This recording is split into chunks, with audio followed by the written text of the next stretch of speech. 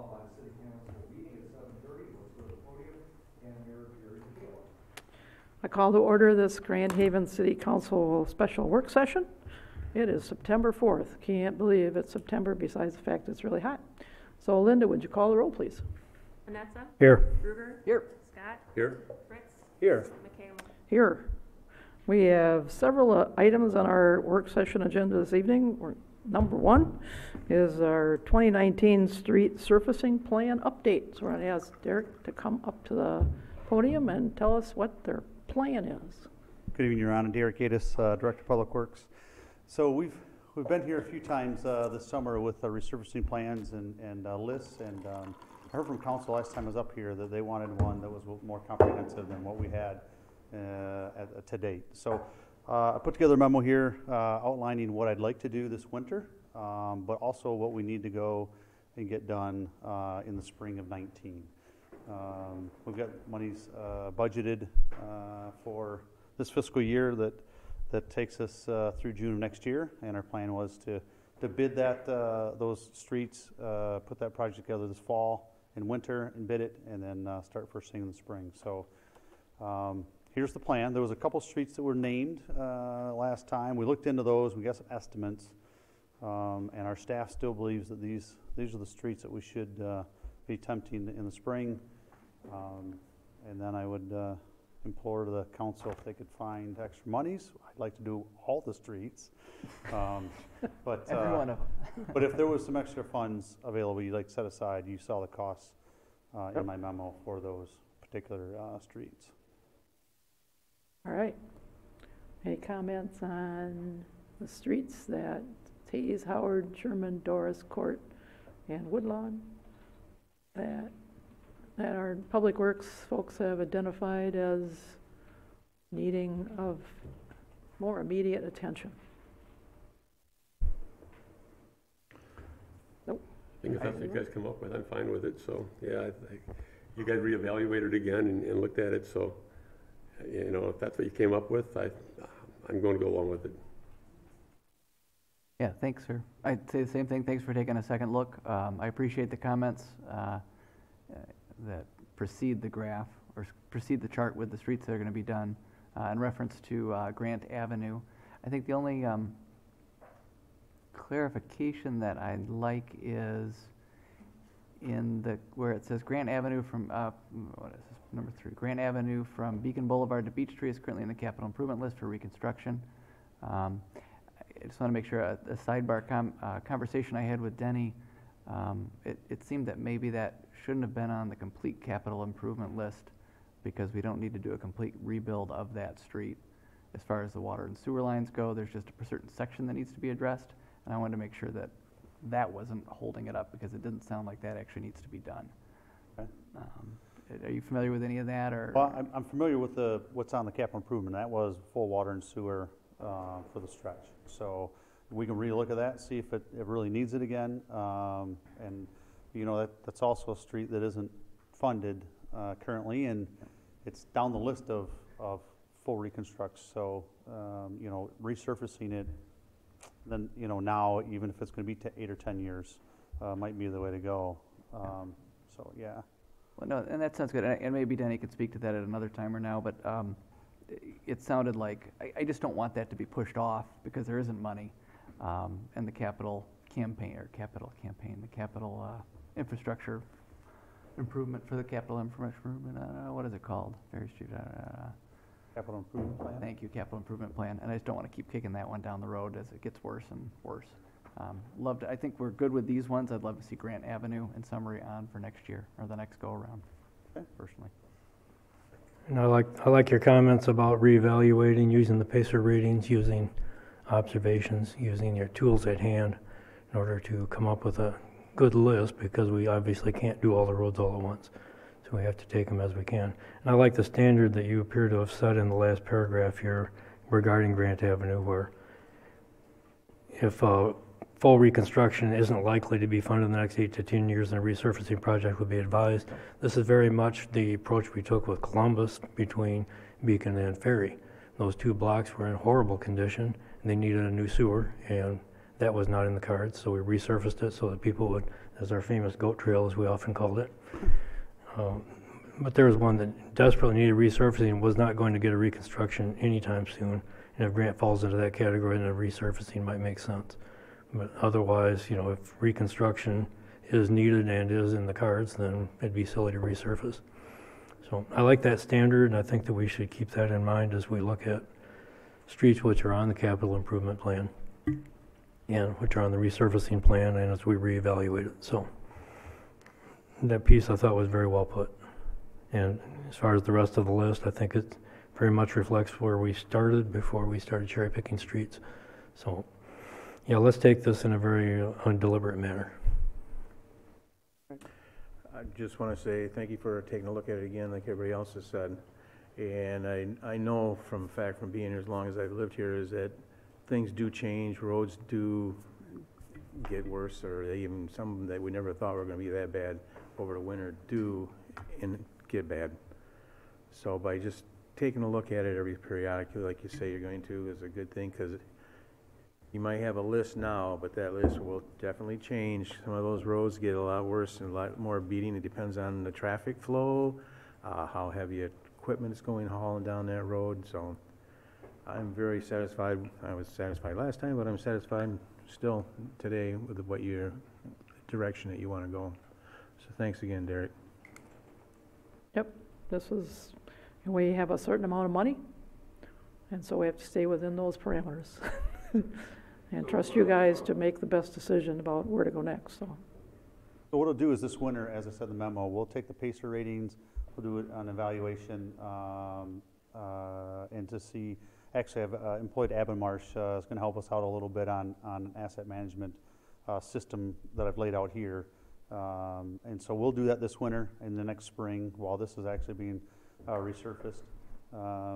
You know, we can present that plan and kind of how the first shakeout of what that looks like, and what I'd like to do over the long course, Tom, is to show you what really we should be doing, and show you where how much funds we would need if we're doing it according to the state's PACER ratings. So, not to depress you next year sometime, but hopefully it'll give us an idea of what that gap is, and I don't want to ascertain what that might look like, but I don't think it's going to be less than what we're spending now. So we'll get that report to you as soon as it's done. Yeah, sometimes ignorance is bliss, so yeah, we could wait for the bad news, right? But we do what we can, and gives us an extra, when we do resurface, an extra 8 or 10 years on a street. It's a way to go about it. Better than a goat trail. True. So. I remember asking Bill when he was up here that if we're going ahead or behind, and I think we're going behind, and it takes a lot of money to get ahead. I don't think we'll ever be ahead for a long time. So, but hopefully we can keep from getting the great big potholes around town, anyways. Thanks, Derek. Thank you much. All right, next item is Pat is going to talk to us about NORA administrative services that we're going to be looking at. Thank you, Your Honor. For many years, the North Ottawa Recreation Program and now the North Ottawa Recreation Authority has had the schools as a partner in doing the administrative work for them. That means that the employees of NORA were administered through the schools system. They were, technically school employees, but formally NORA employees. NORA employed them and collected the money to pay them and paid them, but the schools used their administrative structure to make all that happen. Paid their bills for them, received their monies and deposited them in the bank, that sort of thing, did their accounting, did their auditing. They abided by school personnel policies and procedures. Everything about them was run through the schools for efficiency's sake. It's kind of hard to run your own organization and employ people and do all the work that goes along with that. About a year ago, in January of this year, the schools issued a letter to NORA saying that they're going to exercise their 12-month termination clause. The agreement that they had with NORA said that at any time either side could give 12 months notice to terminate the contract. I included a copy of the letter that the schools sent out in your packet, so you can see for yourself exactly what was written, as well as a copy of the agreement that Nora currently has with the schools, so you would have that for reference. I think when the letter first went out, there was some miscommunication or misunderstanding in that some at Nora, maybe on the Nora board or on staff, thought that the decision to terminate services was because Nora was asking for their own millage, and if they were going to be supported by their own millage, they could then support their own operation and program.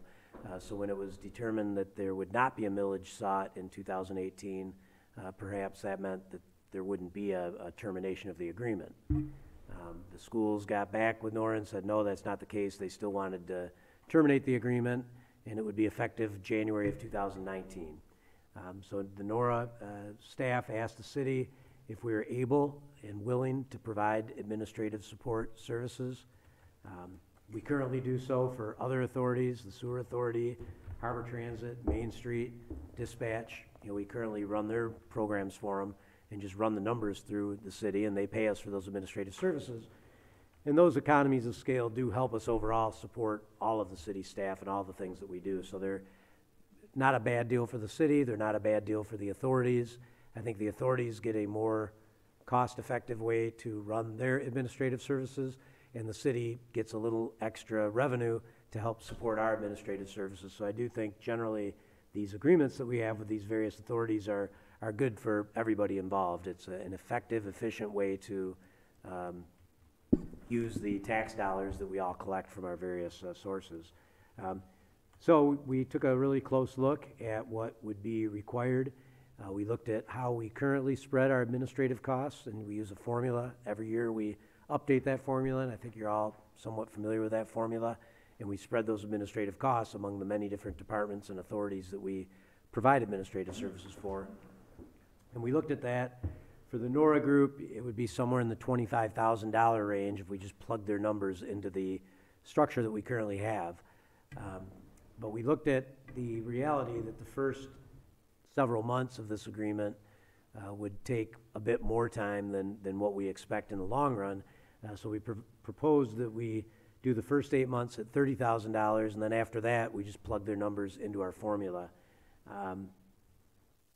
It is a significant issue to take this on. It will take a bit of a learning curve, but I think after that curve is complete, it'll level off, and it'll be like the services we provide for other authorities. They technically abide by city personnel policies, and they're paid through the city payroll system, and their accounts are run through the city accounting system. They receive monthly financial statements from our finance department, just like the ones you see, just like they see at the airport board, just like they see at transit, at dispatch. It'd be the same sort of program. Jim Bonamy and his staff have become expert at providing these types of services and keeping those other boards informed of how things are going. So we put it out there as an agreement. The agreement's in your work session packet tonight, and I just wanted to get some discussion going, answer any questions you have. Fortunately, Jill Vanderstel was able to join us tonight, and she's here if you have any questions that she can answer. Jim is here as well, and so we're just ready to discuss this if you have discussions, questions, or direction. Okay, well, this has been an interesting time with with the Nora board and this change of direction with the schools. And so as far as changing who does the administrative work, it is I think Nora is a very busy organization, and I think there's a lot involved with doing this, so I understand the cost of taking over the administrative services. And one of the biggest questions I have is, that's an extra $28,000 to $30,000 to come up with a year. So that's something that's going to have to be worked into the Nora budget. But it is, Nora provides a tremendous amount of services to the community, to the youth and all ages in the community, and so it's a very important authority that we have as far as providing recreational services. So it is something that's important, and we need to, I think it's important to look at ways to keep Nora viable and operating within our community. So But this is something that the NORA board will, you know, have to make a decision on, which direction that they want to go and how that they, how it's going to be funded, so. Any other comments are helpful. So this arrangement will be not unlike the arrangement with Harbor Transit since they became an authority? Correct, that's actually the agreement we're proposing. We started with the Harbor Transit document as boilerplate and then hammered it into a format that worked more for NORA. It works well. Sometimes we get questions about who are these guys? Do they work for the city or for Harbor Transit? And they work for Harbor Transit, but all their payroll functions and policy functions are all consistent with the city and run through the city. I think that works pretty well, and I don't really see any reason why this can't work as well. Do you happen to know, does NORA pay anything to GHAPS for these services? In the past, they have not. It's been in-kind provided by the schools. Okay, so this will be a new expense for them. That is my understanding, yes. Okay, but you're satisfied that the numbers you got so far would cover the full cost to the city for providing these services?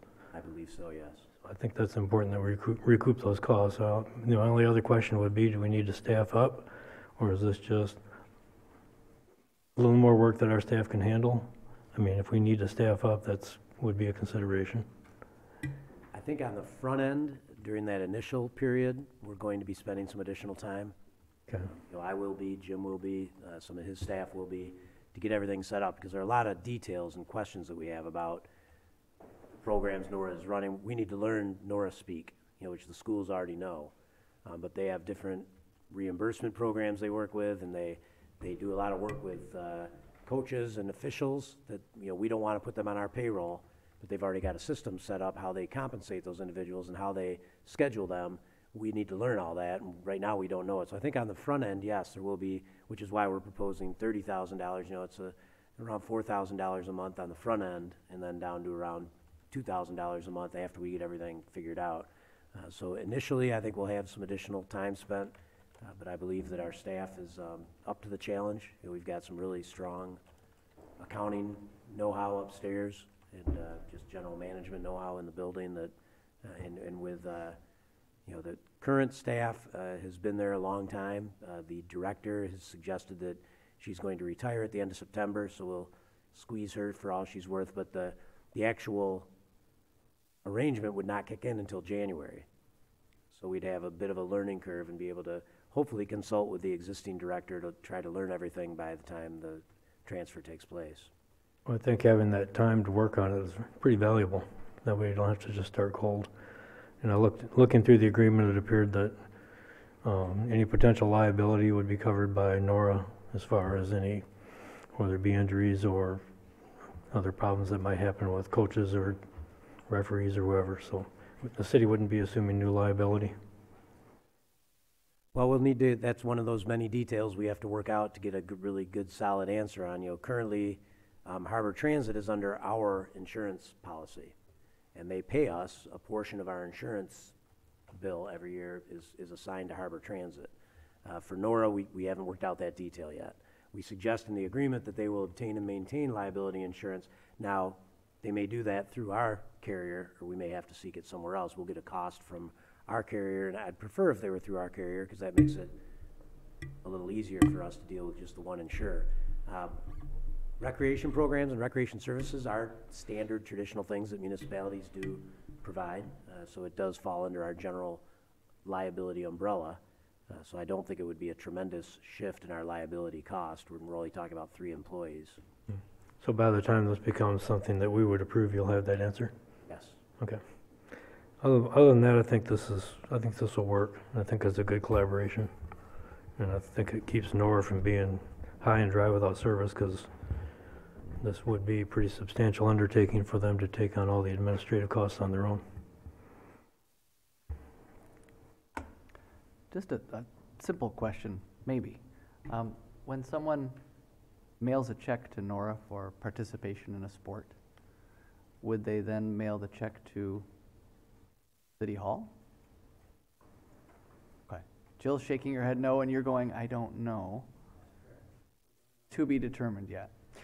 Right now, if someone is participating in a NORA activity, they make a check out to who? Nora. Okay, and it's mailed to, okay, at, We, Come to the yeah, we microphone. need you to microphone, so. I didn't want you to get out of here without coming up to the microphone, Jill. Yeah.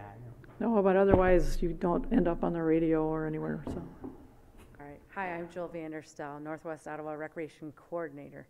The question was, where would we mail a check if someone was signing up for a program? And right now, we have those coming in checks at the 1415 Beech Tree address.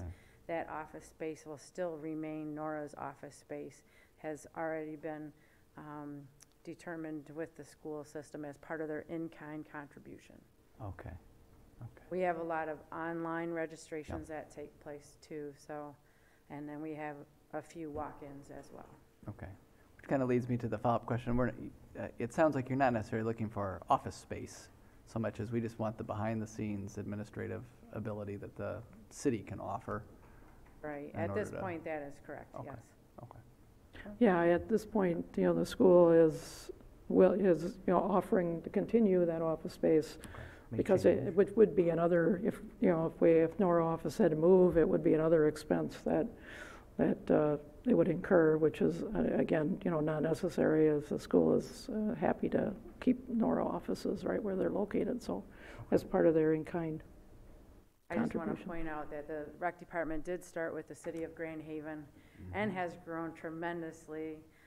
We've had 3 directors, Chris Christensen in 1954, and then Chuck Yakamonis came in 1987, and I started in 1998.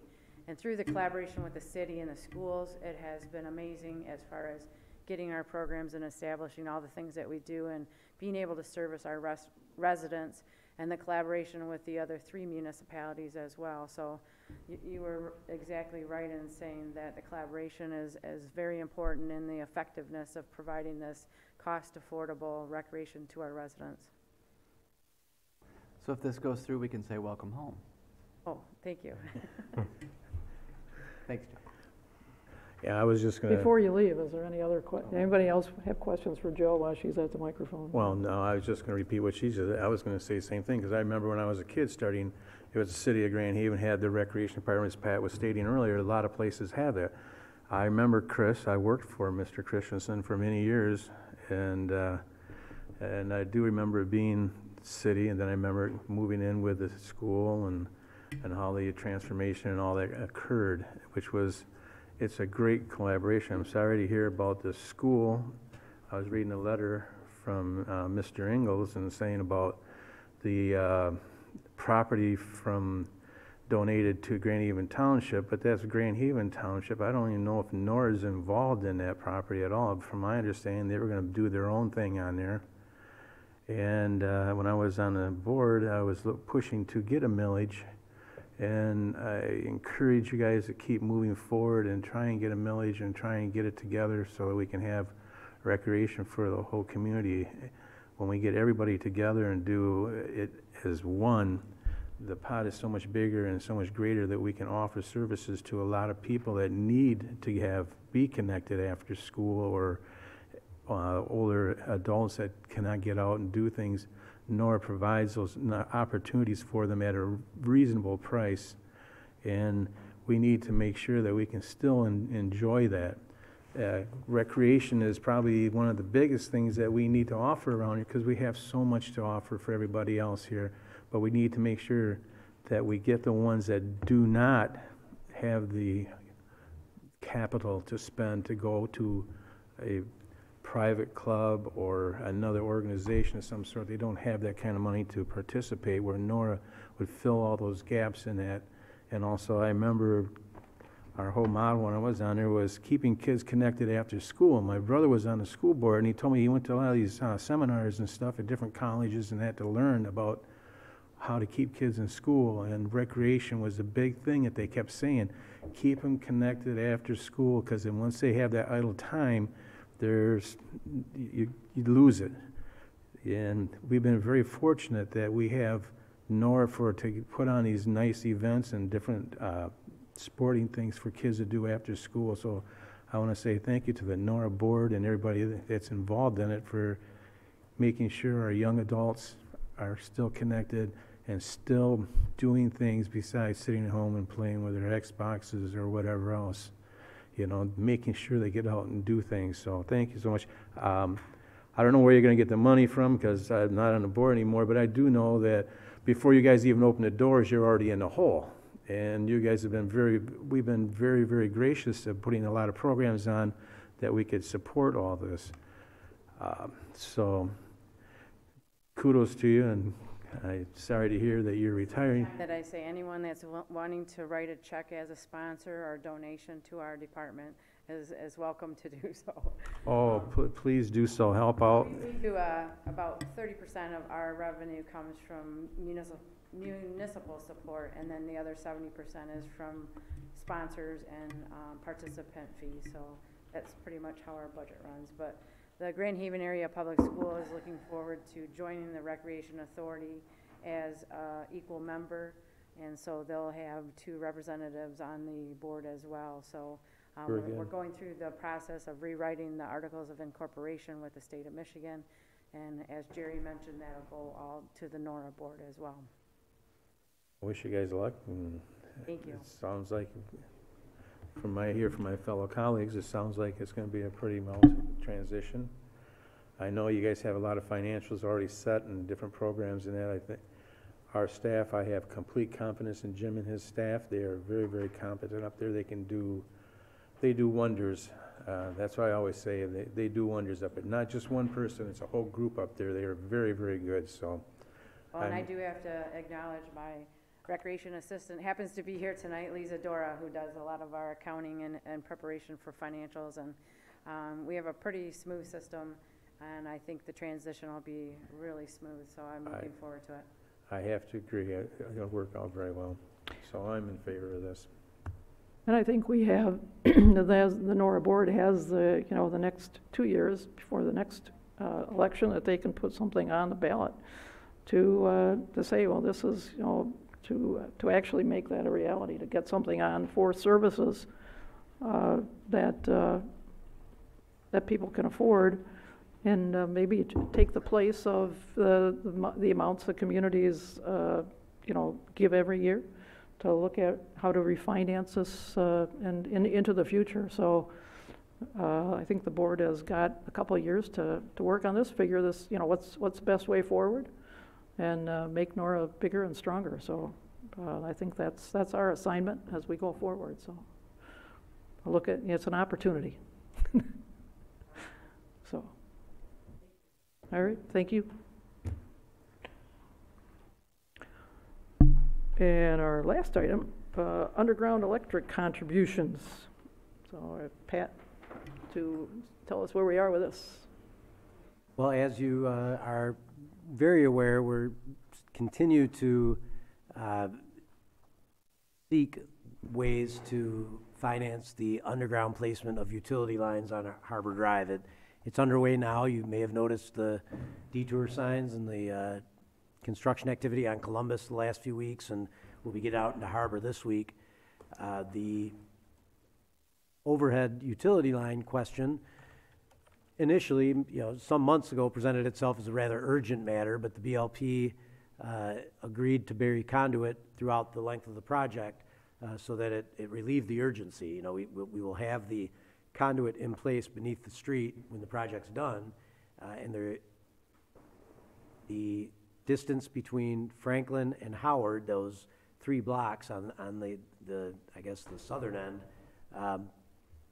would be directionally bored anyways, and then they'd go in the existing conduit within the project limits of the Harbor Drive project.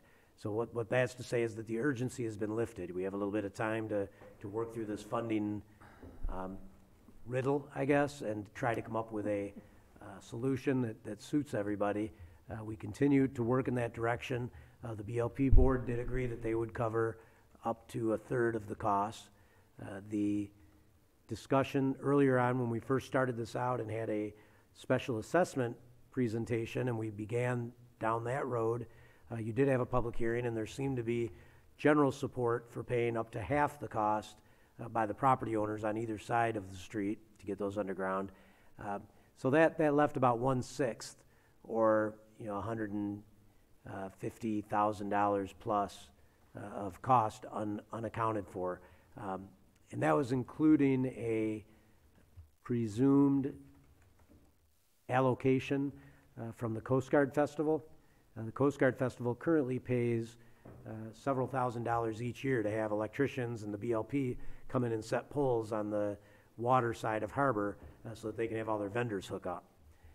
And if we did this project, we would build cabinets at ground level for them to plug into, the vendors to plug into, thereby eliminating that annual need for the Coast Guard Festival to pay that several $1,000 cost. I've heard the numbers, you know, $6,000 to $8,000 a year that they pay to have that set up.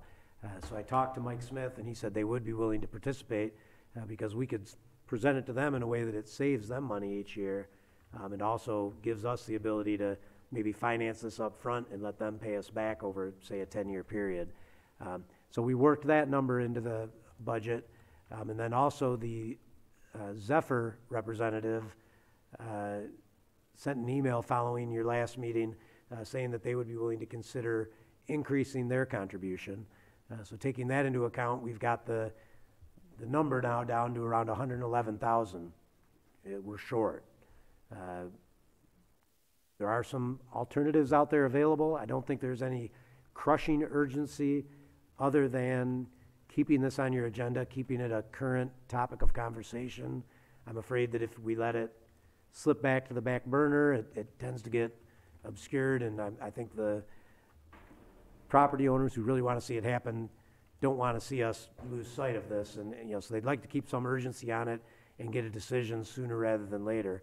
The special assessment process in your ordinances allows some flexibility here. You can start the special assessment process up. There's a lot of flexibility. You can start it up later in the project. You can get going and then start the special assessment process, but we'll stay right on top of it. Make sure you don't lose that opportunity to do the special assessment. We wouldn't bring anything to you to sign any contracts until it was very clear what the sources of revenue are going to be to pay for this. I know you're desirous to see these buried, but at the same time wanting to make sure we're responsible in how it gets paid for. So I guess I just wanted to present that to you, let you know that the issue is still very much active. I know Mr. Van Volkenberg is here tonight. If he's got any comment that he'd like to make, you could ask him any questions. I don't know if he's here representing the Zephyr or something else. But certainly, you know, I want to keep the discussion alive, so I thought I would, we are getting some encouragement from Gary and Jim and others at the Zephyr to keep our attention focused on this.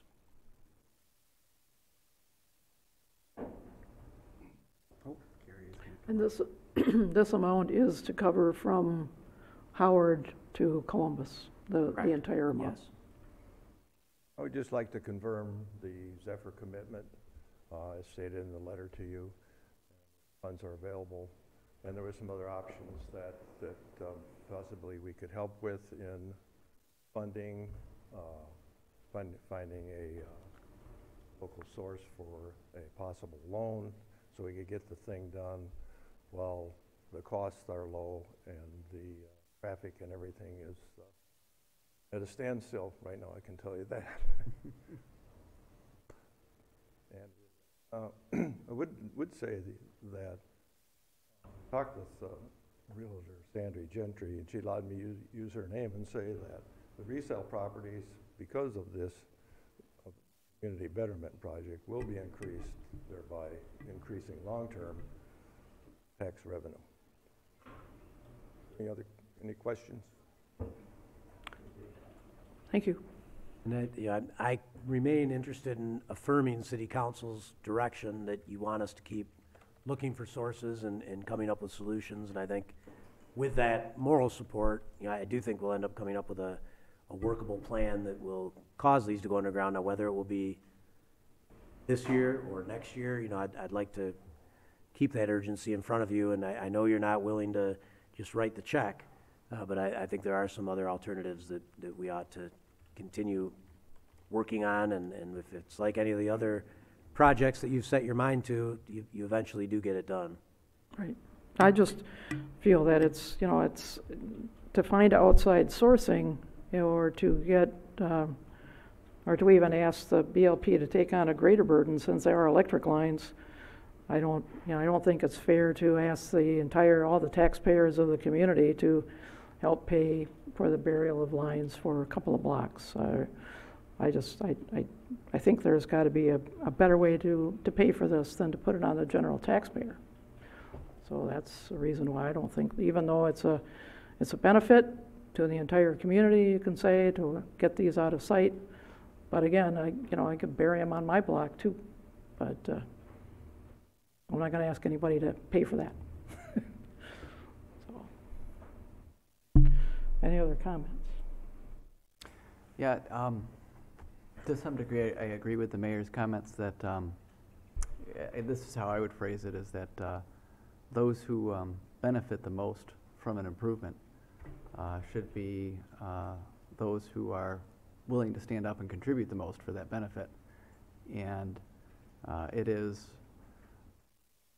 I do believe, and this is where I may differ a little bit, a significant enough improvement for the entire community that a small portion of the cost, I think, is understandable that it go toward the general taxpayer. However, the bulk of the cost should be burdened by those who are going to benefit the greatest. And the Zephyr folks have stepped up and doubled their contribution, and I applaud them for that.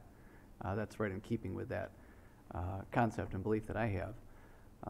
So I'm hopeful that some more residents will step up as well, or business owners in the downtown area, and do something similar to what the Zephyr did. And I applaud Pat for continuing to look for outside revenue sources, and I'm really hopeful that we can get some. Yeah, so thank you for the work you're doing, and for Gary and the Zephyr folks for stepping up big time. That's very impressive. So that's all I've got. But at our last meeting, we also heard from those who would benefit from this who don't want to pay special assessment, so it kind of cuts both ways. Absolutely. A special assessment is something we can impose under our charter. I tend to agree with the mayor's comments that while there may be some public benefit, it's hard to quantify it and say it's worth X number of dollars to the general taxpayer. And so it'd be better if this were covered or mostly covered from other sources. And I don't know where you're going to find another $111,000. But considering that we had a presentation a little bit ago about all the streets that need resurfacing and all the other pressures on our budget, coming up with another $100,000 for this project should be tough. Be hard to justify. So while I'd say if you can find the money, I agree there's not a great deal of urgency that we can drag this out, because I assume it'd be minimal cost to dig up the stub of the conduit wherever they leave off at corner of Franklin and Harbor. Picking it up again later, of course, there will be a startup cost again, so there may be a little bit more. But there again, we've got of the $2.8 million project, by lumping the cost of reconstruction of Harbor Drive in with this, gets to be a pretty big number, and it's already quite a lot of city participation just in getting the street built. So if we can come up with money from somewhere other than general taxation, or at least most of it, I think we're going to have to wait.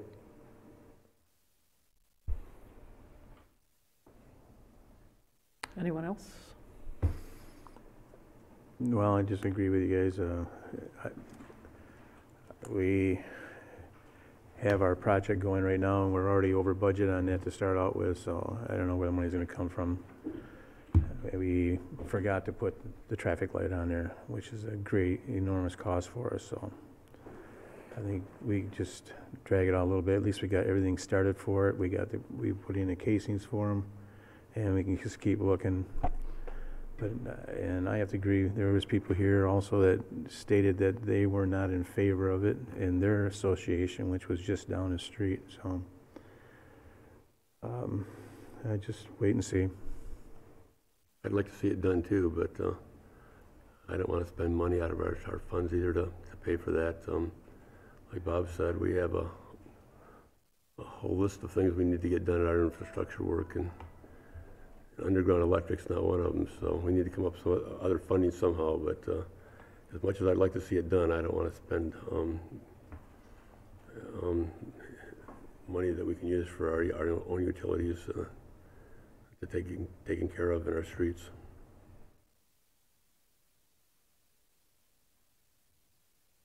Okay. Okay. All right, we have 20 minutes before our council meeting, so we were very efficient with our work session items today. So I don't know, Pat, do you have anything you want to talk about? No, you never know. Sometimes you put something that looks really easy on a work Yeah. session and it takes an hour and a half. And I thought maybe we could jump to city manager reports. Derek made it back here, so we could maybe talk a little bit about the idea that we came up with on staff, and I discussed briefly with a couple council members since your last meeting.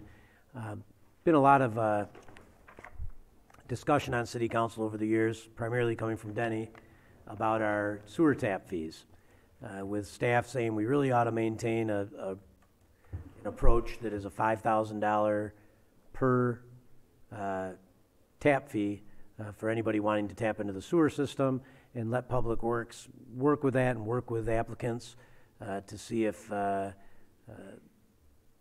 we can negotiate a way into it. The problem was sometimes you got somebody that has a property that is several hundred feet away from the sewer, and they have to invest, say, $10,000 in running a private line down the edge of a street, and then to hit them with another $5,000 to connect is kind of harsh. So we've used that as, tried to relieve some of that. Sometimes we don't charge it when they do have to build their own extension. But as a possible compromise, because where I've been coming from is that when you get a multiple user scenario, you get somebody that's maybe building up or packing 5 or 10 residential units on one property, and they're only using one sewer Y, well, that's 10 new customers only paid once to connect to our system, where we should be charging 10 connections, because it's 10 new customers, and they own a share, if you will, of the system, just like any of us own with our single-family homes. So we thought if we came up with an idea, and I can let Derek fill in the details, where we have a residential equivalency unit system. It's common in other areas, and Derek's able to tell you a little more about it. Good evening, Your Honor. Council, Derek Gates, Public Works Director. So the dynamic that Pat just talked about, I've had some experience with that in other communities I've worked with, and having two different charges instead of just one addressing the actual physical nature of the availability or the lateral, and one to have to address those fees or those costs that are associated with running a system. That if we decided to, or if you decided to change the rate, we could address those separately. So instead of the $5,000 being tied to a lateral or a special assessment, we can split those fees to a connection charge per residential unit, and we can have an equivalency schedule drafted. There's many out there. There's some good ones and there's some bad ones. So I definitely would want to get one that that is conducive to our community, but then also that the second charge address whether or not that sewer lateral is there, it's been paid for, whether the property owner is extending it to his property to service his property, and that charge. And for instance, one of them that is that case is the row houses on Franklin. They're extending the sewer to their property, and 4 laterals and an actual city sewer main. And it's kind of unfair to charge them when they're building all that. However, there is some type of benefit that property before had only bought into the sewer system as the bank's property. So you had one user of the bank, now all of a sudden I have a bank and 4 residential homes. And so that's where that dynamic and that split come. If we split those costs or those fees, and I don't have any preconceived notion of what those numbers would be. I do believe that the lateral or the actual physical infrastructure should be time and material. Either they build it themselves or we build it, and just recover those costs. But as far as a tap-in fee or a flat fee, we do have that on the water. It's $500, and there is not one on the sewer. It's at $5,000. Says a lateral special assessment. It's kind of vague. So that was the idea that I proposed to Pat, as a direction maybe to solve that inequity in that fee schedule. The 5,000, 500 is a lot different than 5,000. Yes. And You know, and like Pat was trying to explain that, that I've seen too many people hurt over the years with that. They have to go 250 feet or whatever to get to the sewer, and then they spend all that money. They pay for the whole line to come out of their house, to hook up to the sewer line. They hook up to the sewer line at their expense, and then we charge them $5,000. And I've seen over the years since I went to the city, I've seen too many people hurt with that. And I don't like that fee. I never liked that fee. I think for residential property, I think that's crazy. And I also think that if the sewer goes by their house and they have a lateral for it, they paid an assessment on that sewer. They shouldn't have to pay $5,000 over again. So for a one unit or a residential house or structure, I don't think they should have to pay that $5,000. And so to cover that issue, you know, we could assess anything over 1 unit if you want. So therefore, the single family home is already given that residential equivalent unit flat fee. Where if you built a duplex or 4 or 6 or 8 like on Jackson, that would be paying those minus that 1. But the single family home over on Butler Street or something that wouldn't be. You could do that as well. I'm just saying that's an option. And much rather see it that way than I would like to see a private or a residential house, a one-family residential house being charged $5,000. I don't think that's fair. I think that's way too steep for one thing, and I don't think they should have to pay that, especially if the sewer went by their house. They've already paid an assessment on that sewer. Why charge them again? And then if they didn't pay the assessment, that means they have to go a long ways to hook up to the sewer line. They have to pay for that whole line going from their house to hook up to the sewer. They pay to hook up to the sewer. They get it all done. They pay for the inspection fee that you guys charge to do it, and then we still charge them $5,000. That doesn't make any sense to me at all. Well, and it goes back to, what Bob often says, what's the cost? So I think that would be an important consideration. What is the actual cost of, what's the actual value of that work? I can do a survey of other communities. There are other communities very local that charge those type of fees. And I know the township has a fee that's similar to that. So like I could find out what those tap-in fees or the flat fee, the connection fees are, and we can look at those as well. And what we're talking about is a compromise. If we have just a time and materials fee, what it costs us to open up the road and connect them, I think we should be charging that at a minimum. But then the compromise is we say, okay, we won't charge the individual homeowner that already has a Y in front of their house or a Y in front of the property. But if they're putting a duplex on it, they pay for that one extra. If they're putting a hotel there and it's 120 rooms, we do a residential equivalency calculation and probably charge them 50 or 60 tap fees times $5,000. We're getting a significant contribution that helps us pay for some of our system, because what we could do, it'd be a simple calculation. We could ask Jim what the value of our asset is and divide it by the number of current users there are. And theoretically, that's what we each own in that system. If we have 5,000 users and a $30 million asset or something, I don't know, the wastewater plant plus all the lines in the ground and plus the lift stations, it all has a value to it. And we have to keep up that value. So we're saying when you're a new entrant and you buy into that system, you pay a certain amount. So if you're going to put a hotel on it or a big box store that you need, or a car wash that you're going to have to use a lot of that, you should be paying your fair share of what that whole system costs, not just the line in front of your house. So if we're doing that with sewer, should we be doing it with water too? Sure. Well, We It's yeah. the same thing. Right, and that's what It's we wanna exactly bring the same both. thing. That's where we actually have that fee in the schedule currently. So it was set at 500. I don't know where the history is on that, but yeah, these are not. And as far as breaking the street up, they already pay for that anyways. If they have to hook up to the sewer, they pay for the street being broke up, they dig it up, and they have to pay to put it back. And then we're still charging $5,000. So It sounds like that might change, because Derek is gonna come up with a whole variety of choices for us to look at as to what would be more fair. Yeah, Right. and that's where, just talking tonight about that was, this is kind of the baseline of, you know, is this something that's palatable to the council and fair to the community? And should we do some research and some, Right. spend some time to bring forth a regular plan? Yeah. Well, if I understand Pat's comments, and what I previously thought this was about was an investment in the capacity of the system by the users, and a new user having to make a similar investment to previous users. And if an assessment was paid, then it seems like that capacity investment was made. If we can't tell if assessment was made, or if it's too hard to figure out, or just the presence of a lateral is sufficient, or an increased size of lateral or a new one would be a new investment, then I think that would probably be part of the decision. But maybe that's all too hard to figure out, so we just go with residential equivalency, in which case that simplifies a lot. But I don't think that this was ever about the cost of installing the lateral. I think it was the cost of having a system.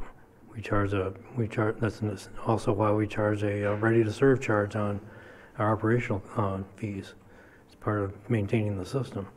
So whether we keep it or whether we modify it or charge anything over and above the first residential unit, we can do all those things. I think we shouldn't lose sight of why we had this in the first place. And so maybe for the sake of simplicity or perceived fairness, we go with something other than the charge that's on the books currently, and I'm okay with that. I just don't want to lose sight of the fact that we are not doing this to pay for that lateral and the tearing up the street. We're doing it to pay for having a system. And so if the investments have been made and we're going to increase it, then let's get something for that. If not, then maybe we don't deserve anything for that. I think those are all pieces of this puzzle, and I'm okay with the general concept that we're looking at here. I think it makes sense. And I understand Denny's point. I'm just saying that I think that we've kind of lost sight of why we charged this in the first place. Okay, so all options, explanations, and variety of ways to approach this, so. Work diligently on it, hopefully. I'm in favor of modifying it. Yeah, Maybe as soon as the next meeting? all right, Very good. I would assume that this structure would be something we'd be looking at next budget time. I assume you wouldn't do it in the middle of the year. Well, if it's convenient and we have time, we'd like to bring it forward sooner rather than later because we have some pending developments coming forward that we believe would be unfortunate if we miss the opportunity, specifically a hotel. If a hotel comes online with 100 and some rooms, I'd hate to miss the opportunity to charge a meaningful tap fee for that hotel. Absolutely. Oh, So yeah. I'd like to try to get something, we'll try to get something without upsetting the apple cart too much. It'll be one page in the fee schedule that Jim and Derek and I are gonna sit down and redesign that page so it's understandable and explicit that we can bring to you, and hopefully it'll be simple enough that you'll feel comfortable moving ahead with it. well, I guess I hope this doesn't get too complicated, because what I think Denny's original problem was with an individual homeowner where the main is already there and they just need to tap into the main. Now we're talking, if we talk in the, a hotel or multifamily unit, it's a whole different ballgame. So I think we need to keep those separated as to the individual homeowner.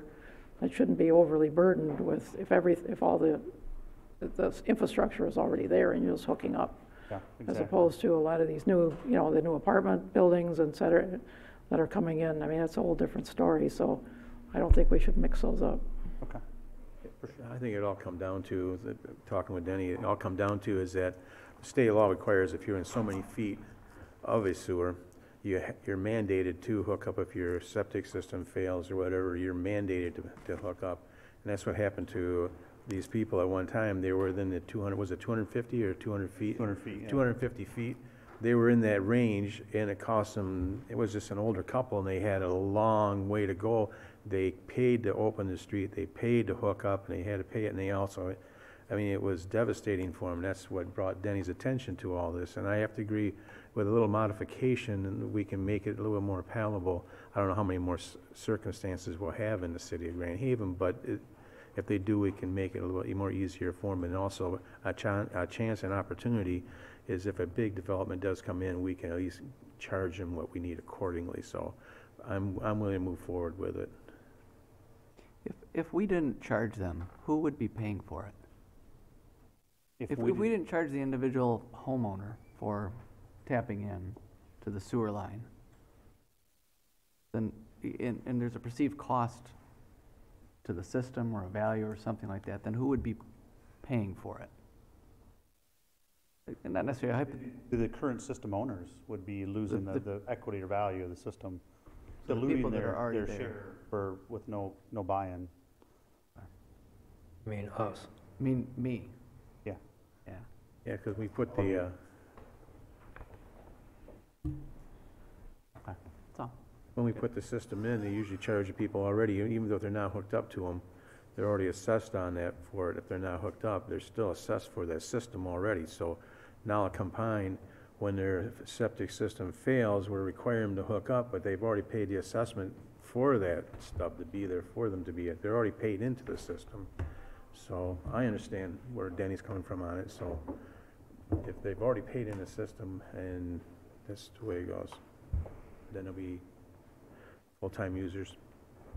But we need to make sure we take care of the ones that come in with multiple. That's what we need to do. So this assessment we keep talking about, the people that paid, what form did that take? Is there really such a thing? Was there an assessment when the sewer was put into the property owners? Well, I can't answer that in terms of presenting the city records from, 1940s or 1930s or 1950s.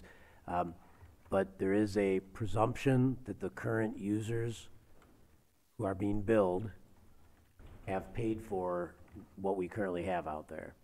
There were bonds issued, there were costs covered over the many years the system's been there that has been paid certainly by all the current users. Now, as far as demonstrating, the special assessments, I believe, used to be more common for sewer extensions and water extensions and street extensions. I think that's maybe how the developers paid for new subdivisions that got added onto the city. But, I've not gotten the research done to show that we actually have those tax rolls. So it's likely this assessment, as we've been calling it, was in the form of rates and possibly taxation for bonds. Yeah, or special assessments for bonds, yeah. And I could dig those out. The treasurer's got records of all those historical I mean, if assessments. that's how it was done, then I can see the argument that the property was assessed at some point in time. I'm not aware that actually happened, but of course I wasn't around then. And you get into some very deep considerations, because if in the 1930s I paid an assessment for a sewer line to go by my house, and then since 1940 I've paid nothing, has that sewer line been fully depreciated in 2018? Should I just be able to go back and connect onto it? Because since then we spent tens of millions of dollars on what's on the other end of that line that I haven't paid anything for. All I paid was for that sewer to go in, and I had the right to use it for that full 50 years, and I never did. So now I show up one day and say, I want to plug into it now. I paid for it many, many years ago. It's like, well, we've put a lot of money into it since then, into the whole system. And we are the collective sewer users, and we haven't been charging ready-to-serve fees to somebody that's not connected to the system. Many communities do that. Will charge ready-to-serve if you have a Y, but you don't use it. You still get a sewer bill. If you're using that assumption, you should be doing it for water also. That's true. We should be doing this. What for about the both sidewalk that utilities. goes in front of my house that connected all these other sidewalks that go all the way downtown? Hold Should on, I pay for that too? We're really close to closing our work session and moving into our council meeting, and we seem to be drifting far afield, so we'll bring it back home. Okay. And Derek will be waiting to see what you come up with, so appreciate your efforts. No problem, thank you. All right, thank you. All right, we got 1 more minute to go. That's all right. You can turn it. So at this point, I will slowly close our work session. And we got all our stuff done, including our city manager's report. And within seconds, call to order our Grand Haven City Council meeting of September 4th, 2018. Linda, would you call the roll, please? Vanessa? Here. Bruger? Here. Scott? Here? Fritz? Here. Michaela? Here. Our invocation this evening will be given by Troy Hauser Bryden of First Presbyterian Church.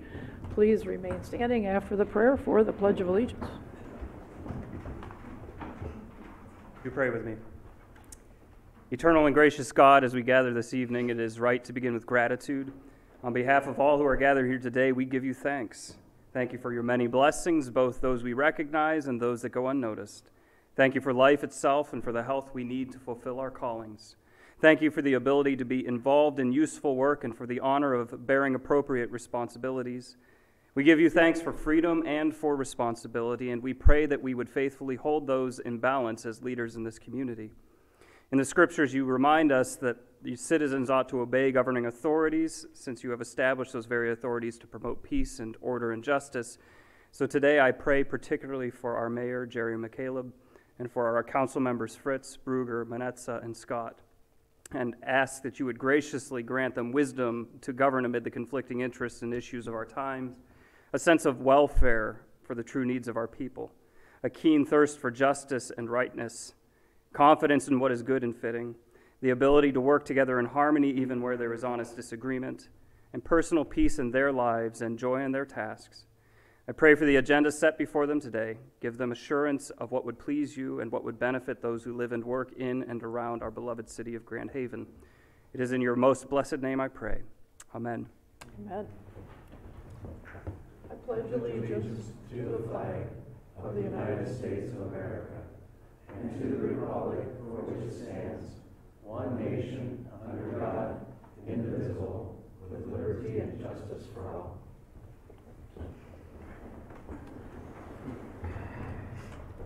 Just want to say thanks for our local pastors that come and open our meetings with prayer. We are grateful to you, so thank you for coming. Appreciate it.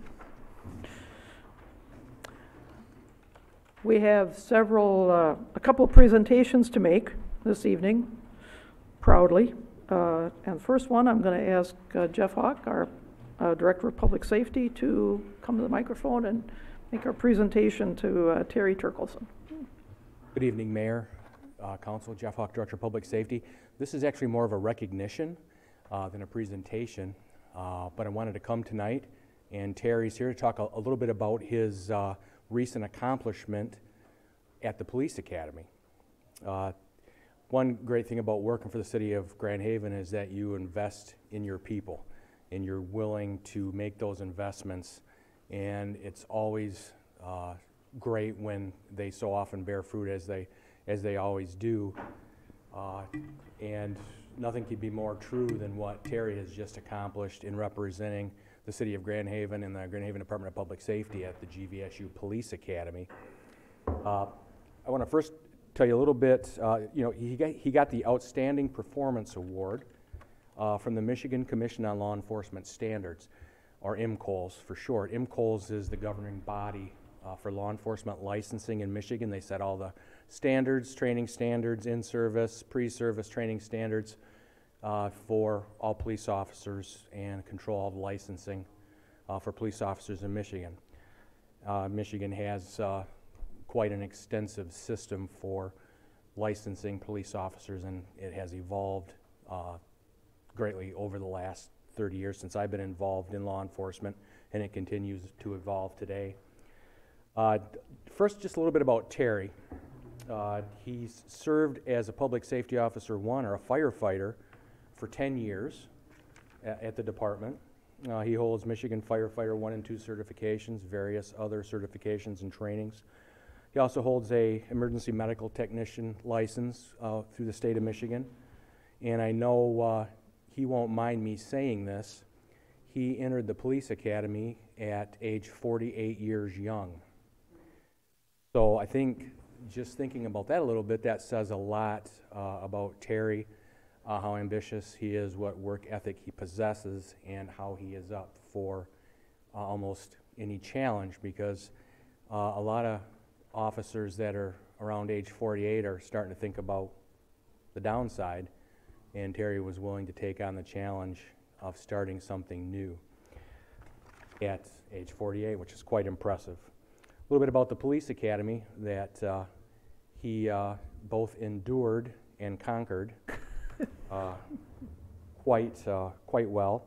16 weeks, 562 hours of training, which include extensive academic and physical requirements.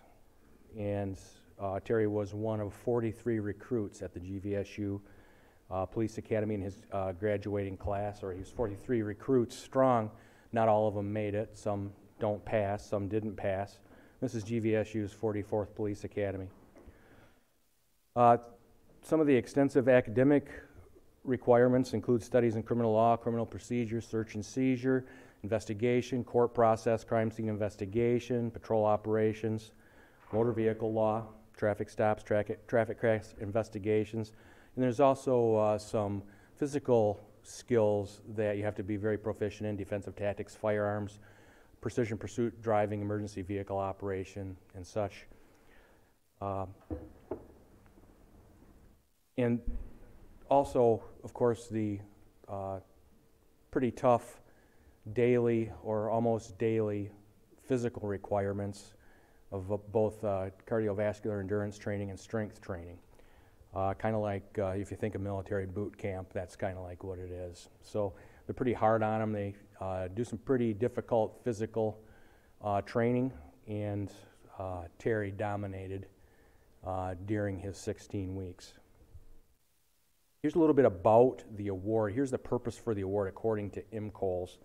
Presented to Police Academy participants who exhibit high standards of performance measured by their mental, physical, and moral fitness. And to qualify for the award, followed by the award criteria, candidates must perform in the top 20% of the class in all of the following categories to be considered for this award: knowledge, which is academic testing; skill, which is the hands-on testing or the performance of, say, the emergency vehicle operations, defensive tactics, firearms; leadership, interpersonal communication, and demeanor, which includes carriage and appearance. The knowledge and skill categories are rated by the Academy Director, and the leadership, interpersonal communication, and demeanor categories are rated by the Academy Director, Academy staff, and classmates. So the graduating class has a say in who receives this award, as do the other Academy staff members in addition to the director. So if you look on the screen there, that is Terry's award. We couldn't be more proud of him. I know that you're proud of him. Certainly his family is proud of him. So I would just like to present to you Terry Turkelson, and I'm sure he will be glad to say a few words on his achievement.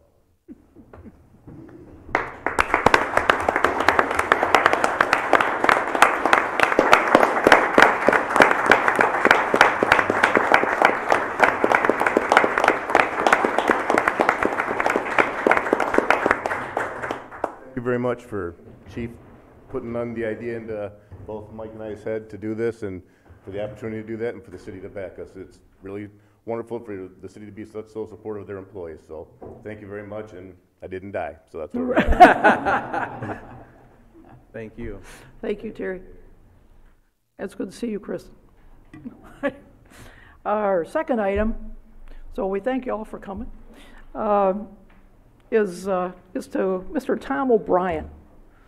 So, Tom, if you want to join me up at the podium. Tom O'Brien has been our, well, I do it up there.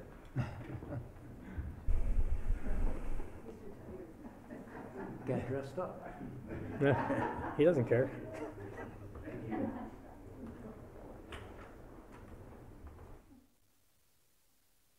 Tom's been our advocate of the Army Corps for, says here, for 40 years.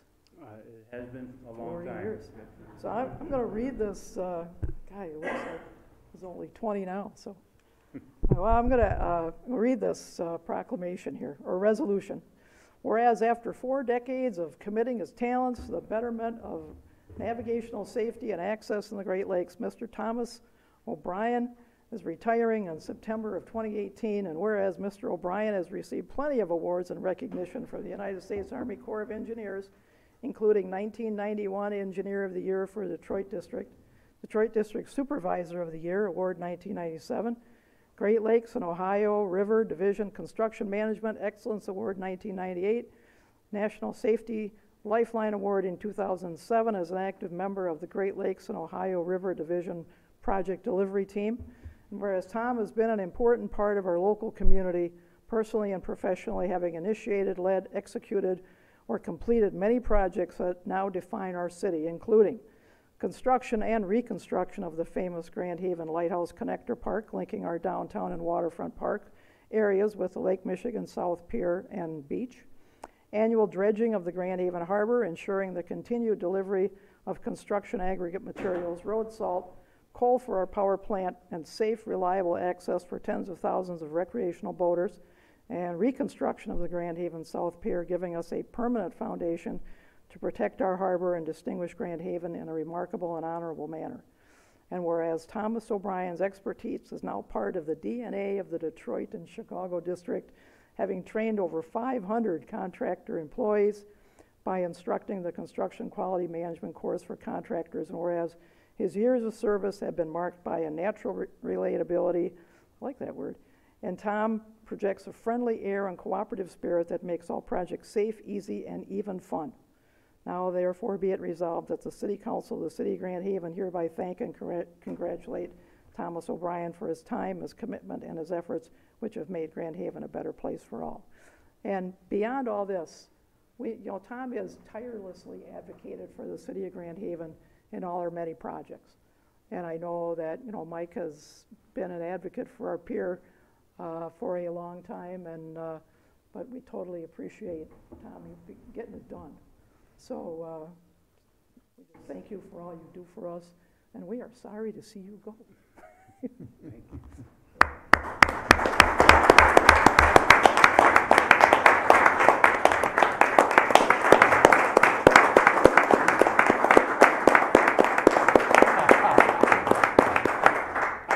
I really appreciate it. I'll just say a few words. The city of Grand Haven comes to the change of command for a district commander every year.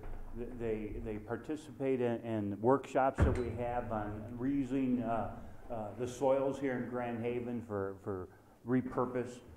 Without you guys there too, the warm welcomes that Ken Formsma and Joy, just everybody in the whole community. When I came here in 1983, this is where I wanted to be, and this is where I've stayed ever since. So, and it's because of this, and it's the relationships that we build together, we stay together, and then we get things completed together. And I thank all of you. Yep.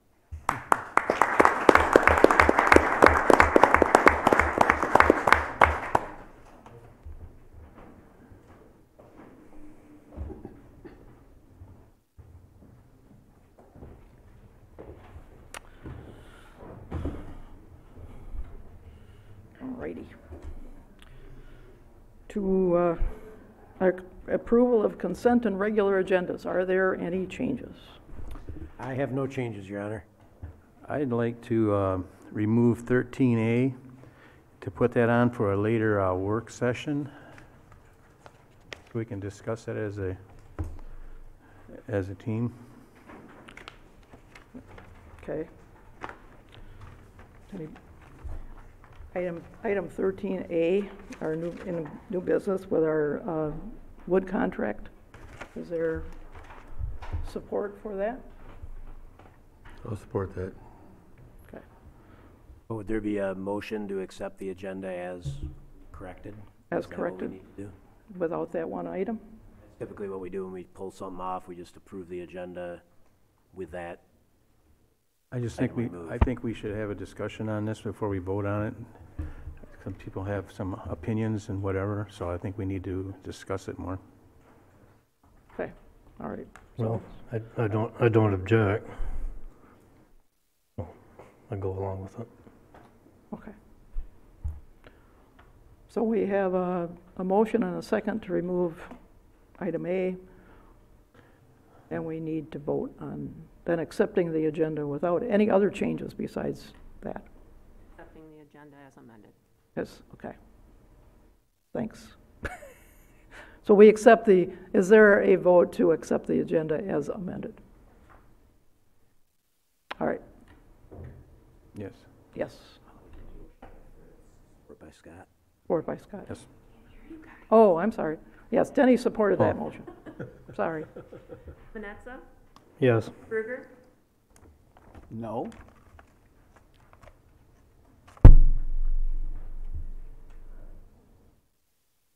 Scott, Yes. Fritz, Yes. McHale. Yes.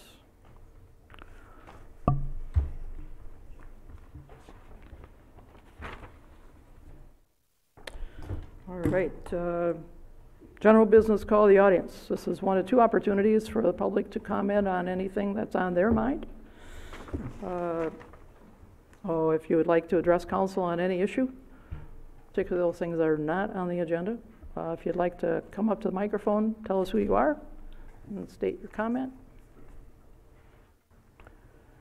And if no one comes up, then we will, Yep, got one.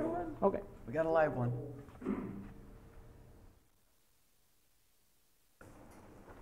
My name is Jeffrey Miller. I live at 1120 South Harbor Drive in Grand Haven. And my topic for discussion is just how good public policy ought to be made as it relates to a couple items that will be coming up later in the agenda. And as I stated 2 weeks ago, I thought that good communication, good information, and good education makes good policy. And in order to do that, one needs to meet, not just once, but maybe many times. Staff needs to communicate both at the senior level and at the junior level. And when taking into consideration the opinions of the entire population of Grand Haven, one should not just rely upon, for instance, the public hearings that were held regarding the Board of Light and Power's Sims sunsetting that was done in 2 different meetings. While that was a great outreach on behalf of council and you got constructive feedback, both positive and negative, it was definitely not scientific, nor did it represent hardly any of the millennials that live in this city, hardly any of the X-generation people, and people who are on financial hardship. So while the council is concerned about costs, as it well should be, as it relates to laterals and sewer issues, I know that you did not accept in totality the recommendations of staff when it came to what the water bills should be in the future years. So too when it comes up for the cost of electricity, like that which we are enjoying right now, courtesy of the grid, and not Sims, since it's offline right now. Also consider costs, because a lot of people are on fixed incomes, whether they be retirees like myself, or those who are living paycheck to paycheck.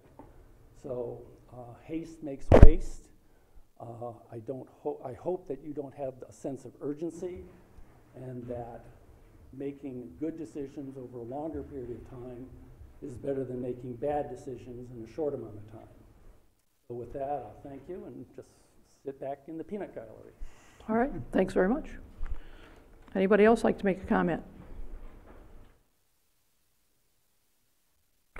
If not, we will proceed with our consent agenda. To approve the special work session minutes and regular council meeting minutes of August 20th, 2018. Approve the bills memo in the amount of $2,207,226.08. Recognize Thomas W. O'Brien of the United States Army Corps of Engineers for 40 years of public service. Approve a request from Extended Grace of the City of Grand Haven, County of Ottawa, to be recognized as a nonprofit organization operating in the community for the purpose of obtaining a charitable gaming license. Approve the 2019 Grand Haven City Council meeting schedule. Approve a 5-year license agreement extension with Dake Corporation for use of the city's right-of-ways for groundwater cleanup, and authorize the mayor and city clerk to execute the necessary documents. Approve the new Michigan Truth Tour special event to be held in downtown Grand Haven on October 10th, 2018, from 12 o'clock p.m. to 5:30 p.m. Approve the King of the Great Lakes special event to be held at the City Beach from September 21st through 24th, and waive the fees in the amount of $1,180. And approve the new Michigan Truth Tour. No, I got that twice on here, don't I? Salmon Fest. Sorry about that. And approve the 2018 Salmon Festival special event to be held in the Marina parking lot on Friday, September 14th from 4 to 9 p.m. and Saturday, September 15th from 6 a.m. to 7 p.m. and permit the consumption of alcohol. All right, is there a motion? So moved. Second. It's been moved and seconded. Comments or questions on any of these items on the consent agenda? I'd like to make a comment on the minutes. Okay. I think that the minutes regarding the Sims closure discussion are quite accurate and very well done. I appreciate that. What I didn't appreciate was that on August 22nd in the Tribune article, I was quoted as saying that the Sims land would someday be sold to some other power provider. I never said any such thing, and I wouldn't, because I think I've got a reputation for being a jealous protector of public property, and it just wouldn't be something I would do. So the minutes don't reflect that comment. The YouTube video of me talking doesn't reflect that comment. I would really appreciate more accurate reporting from the Tribune. When I wanted to comment and compliment the minutes as well, for a different reason altogether. I think, as was stated here, in regards to the millennials and the 18 to 45-year-olds, as I put them, not being involved and in tune with what's going on in the city, I think my intention was to be a little more terse, and the comments reflected here were pretty nicely stated. So I sound like a much nicer guy than I think I was really trying to be at that time. So I'll compliment you on that one. Thank you. That's all I have. All right. I am excited that King of the Great Lakes is going to be back at the City Beach next year. We thought maybe we'd seen the last one, and someone has picked that up, and it's going to happen again. So excited about that. So any other comments? And I'm looking forward to Salmon Fest because it's always a great time. If you've never been to the Fish Boil, need to go. Yes. I generally don't comment at this point, but I did just want to mention that for the Salmon Festival, due to the closure of Harbor Drive, we may be making some modifications to some of their parking requests and staging requests. I just wanted you to be aware of that. If you see anything out there that causes you pause or question, just give me a call and I'll let you know what's going on. But we may be trying to be as creative as we can because it's going to be a challenge this year with Harbor Drive shut down for them to pull off that event. And we're going to do what we have to do to make it work for them. So I talked to Derek today about it, and I'll be getting with Chief Hawk to, make those adjustments that may be necessary. Could be some parking spaces reassigned or blocked off for their use, and we'll see what needs to be done there. But I just wanted you to know that there could be some last-minute changes because the closure wasn't in effect when the Convention and Visitors Bureau put their application together. And now that they've gotten a load of what it's really going to be like, they've gotten ants in their pants. So they're very anxious and wanting to make sure things get pulled off right, and I hope I've got your blessing to be as flexible as possible to make sure things go well. Yeah, and I would say to those people that enjoy Salmon Fest, don't let that scare you away. We're Grand Havenites, be tough. Should make it better. That's right. Yeah, absolutely. No traffic on that road. That's right. So stay tuned, and we'll have signage, and it's going to happen. So good deal. Thanks, Pat, for that added information. Anybody else have a comment? And then we will vote. Fritz? Yes. Lenexa? Yes. Bruger? Yes. Scott? Yes. Michaela? Yes. All right, item B then on new business, which is the new item A, right? Right. This is to offer feedback to the Board of Light and Power regarding their recommendations to close the Sims Power Plant effective June of 2020. The administration recommends approval. Okay, is there a motion? So moved. Support? Been moved and seconded. Okay, Pat, do you want to lead us into this discussion? Sure. The administration recommends approval is, I recommend that you approve something that you want to approve. There's a variety of options that have been laid out for you. One is a resolution that the council's co-authored and presented. It's in the packet tonight. Another is a version of a resolution that may be a variation of that resolution that may be slightly different in its effect or impact. Another option is to not do anything at this time, and perhaps there's something else, but if there's currently a resolution to offer feedback as you go through your discussion and decide exactly which version that is, I think you ought to be very specific and explicit about which direction we're talking about offering. So it's a rather interesting discussion tonight because there are still options and some wordsmithing perhaps you want to do tonight as you have this discussion, and perhaps hear some comments from staff or BLP staff. We're fortunate to have some of the senior BLP staff as well as BLP board members in attendance tonight, and I'm sure some interested members of the public. So I just wanted to present it to you in some format that you would be able to move forward in the direction that you wish to proceed. Okay. Oh, this is good.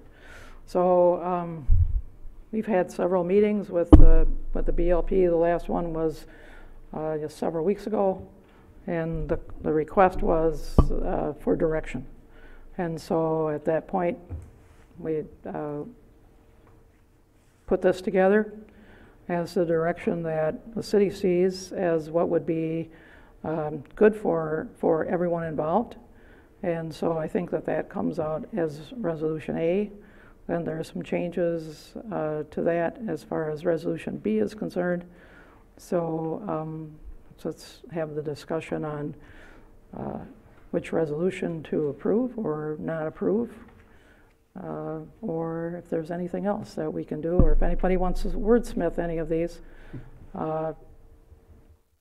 we are ready to move forward. But I think it's time that City Council weighs in and puts their expectations on paper. So that is what we have before us, to be able to do that today. So anyone want to plunge in and begin with any recommendations? So you said that there have been several meetings between council and BLP. How many of these subcommittee meetings actually occurred? One. So at the... Well, I'm talking about meetings since all along the way where we've been discussing. When we had the joint meeting back in June. Yes. And we agreed that a subcommittee structure would be a good way to move forward. Yep. My understanding of that was that it would not just be some single meeting, that it would be more than one meeting to talk about things. Well, And we had... let me talk. I'm sorry. Yeah, I thought you were done. No, I'm not done. Okay, all right. I got a ways to go. All right, go ahead.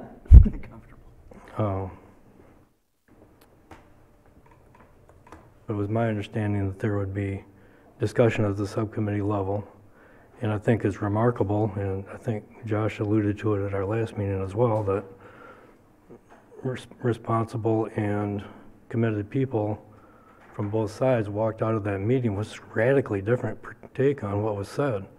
And so I wasn't there, I don't know what was said. I've seen no meetings of that meeting, so I don't know what was recorded from it. But apparently there was quite a difference of opinion as to what was asked for and what was agreed to. One of the things, anytime you have an accord, anytime you have a contract, anytime you have an agreement, anytime you have a commitment to do anything, you have what would be called a meeting of the minds. That didn't happen here. So I don't think that, just based on what we've heard from BOP folks and the comments that have been made here, sounds like there was no meeting of the minds, that there was no understanding between both parties as what was going on, what was said. I know that you and Mike and Pat came away thinking that we were supposed to come up with a resolution saying, here's what we want, A, B, C, D, and that's not what we're hearing from the other side of the table. So I personally would rather see you go back having the subcommittee meeting, because I had understood this was going to be more than one meeting in the first place. That was one reason I agreed to this way back at that joint meeting. I said, yes, this is a good idea, because it would be a thorough discussion, not a single meeting, and then bang, we got a resolution. So My recommendation at this point would be to set these two resolutions aside, postpone action on them, get back together as a subcommittee, come back out so that you really do understand what each side said. And I'm not questioning that either side is being honest about what they heard or felt that they heard, but clearly there was no understanding between the two parties. So I don't think this is ready for action. And if we do act on it, I want another chance to speak to the specific resolution, but at this point, I'll just leave it at this. Okay, so you're, okay. I'm done for now. Oh, done for now, all right. But Well, I may want another chance to speak, but I'm done Okay. for now, so there you go. at our, pardon? I did not make, You didn't make a motion. I didn't make any motion at this point, No. No. but I will. All right, so at that meeting at the community center, we said we would have meetings, some of them about snow melt and some of them about production. And the first one was, and then BLP decided to have two committees. The city decided to have one committee. And the BLP, the one committee was going to be Jack and Jerry Witherall to talk about snow melt. And the other committee was going to be Jack and, good question, Larry Kieft, to talk about production at some later date. And so we met regarding the snow melt part of it, to where Mike and I represented the city. Pat was there. I don't know if anybody took minutes. I did not. But so Jack was there. Dave Walters was there. Eric was there. Another BLP employee was there whose name I don't remember. I'm sorry. Adam. We had DDA representation with Sharon Beam, Todd Anthus, Diane Sheridan. And we had, I think, a productive discussion amongst us. Jerry Witherall did not come. And was my feeling when we left that before we broke off discussion, that the comments were made, well, just give us some direction. What would you like us to do? And so, because it's the city council's job to provide direction, we put this together, or put finishing touches on it, to do that what we had expected, what my understanding of what we walked away with. Now, if that's not the understanding, because I have read comments too about, well, that's not what we understood. Well, then we had a different recollection about what went on at that meeting. Because in my recollection, it was, well, we need to solve this problem. Snow melt is, taking care of snow melt is important. How do we do this? I know there was discussion about the auxiliary boiler, which wasn't working well, and that's why we had so many problems in the spring. So the comment was made, we're going to fix the aux boiler because we need it to supply heat to Sims itself when Sims is not working. And in fact, because we don't have a backup system, and if the aux boiler fails, then Sims will freeze up. And so it would be good to have a backup boiler for the auxiliary boiler. So, when that was made, I figured that's because we need to have, in case there's a snow event, and if Sims doesn't start until December the 1st, if there's a snow event in November, we need to have power to the snow melt system. And so that aux boiler is important, and backup to the aux boiler is important. I haven't heard any more about anything being done about that, but part of this resolution is to say, let's take care of these issues that are facing us right now. And what do we want from the general public is that, the input what we got from the general public is that they are interested in having some self-sufficiency in power, having their own power source as they have had for 100 years. And that's, what I took out of the town hall meetings is that was what we heard from the public. They were interested pretty unanimously in, unanimous is a bad word, let me not, there was a majority, a strong majority of people wanted to have their own source of power, a degree of independence, and we're also that the snow melt system was important to the people at the town hall meeting. And I think as we put this together, we haven't scheduled another meeting about production at this point. But that is, to me, this Resolution A reflects the sentiment of what went on at that joint meeting. So I invite, others to comment. If we have different recollections, that does happen sometimes. Well, I'll chime in, and as Bob said, I'd like to potentially chime in again later as needed. But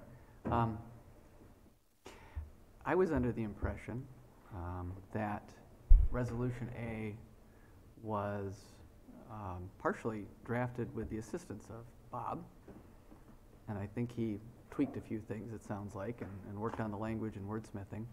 But what I'm hearing tonight is that he's not necessarily in favor of approving the resolution this evening, which, coming into this evening's meeting, I made the incorrect assumption that because he had helped wordsmith this with Pat, and that he was in favor of voting for it tonight.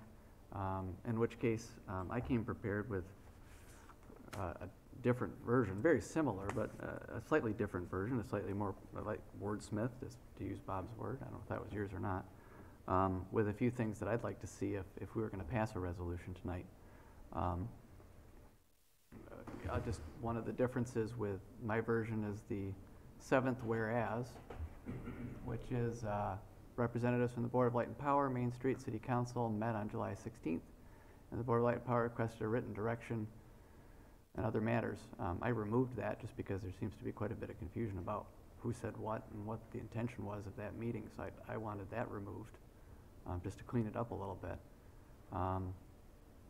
Another change that I'd like to see made, if this is the language that we're going to adopt tonight, is there's not any clear commitment from the city that once the Board of Light and Power meets the conditions, which are down near the bottom of this, the therefore be it resolved, there's not a clear, firm commitment from the city that we will hold a vote to close BLP. We may throw another obstacle out there. We may have another condition that we come up with. This resolution, as it's written, I think leaves it open to that. The language is in the final whereas. Should adequate assurances be made that the below concerns are fully addressed or will be addressed, City Council may be in a position to act on the recommendation from the Board of Light and Power. As a self-employed businessman who's got some people who work for me, if I tell them do these 10 things, and I may say good job, I may say you've done enough and you can go home, that doesn't go over very well with my employees. I've got to give them clear direction and a clear commitment that once certain tasks are accomplished, job well done. And it works that way with my clients who pay me to remodel a house. They hire me to do a job, I do that job, and I get paid. It doesn't say I may get paid at the end of it. So I want to make sure that if whatever we go to the Board of Light and Power with, whether it's this resolution or another one, that there's a clear statement that, yes, well done, thank you very much, we can now vote. I don't see that in the language quite as it. I think some minor wordsmithing could generate that language. But I want to come back to piggyback on Bob's comment here. News to me tonight, we had 2 groups that were supposed to meet.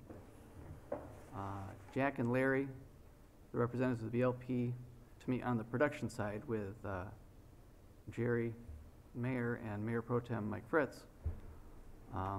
And then there was a separate committee with Jack and Jerry Witherall to meet with Mayor Pro Tem Fritz and Mayor McCaleb. And only one of those meetings took place to discuss the snow melt system.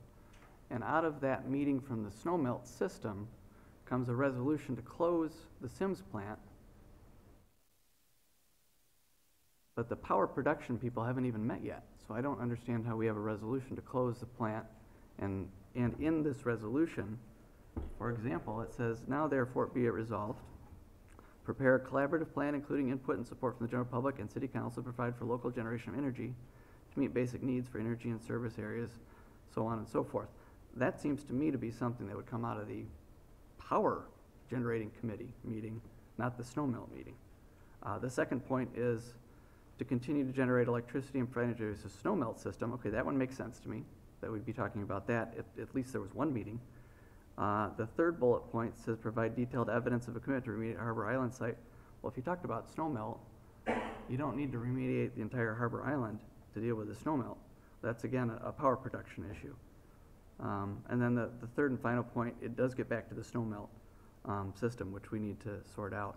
So I have to concur with Bob. I don't think that enough, if the Power Generation Committee hasn't even met yet, and this resolution is about power generation, well, we shouldn't be voting on something if they haven't even met yet.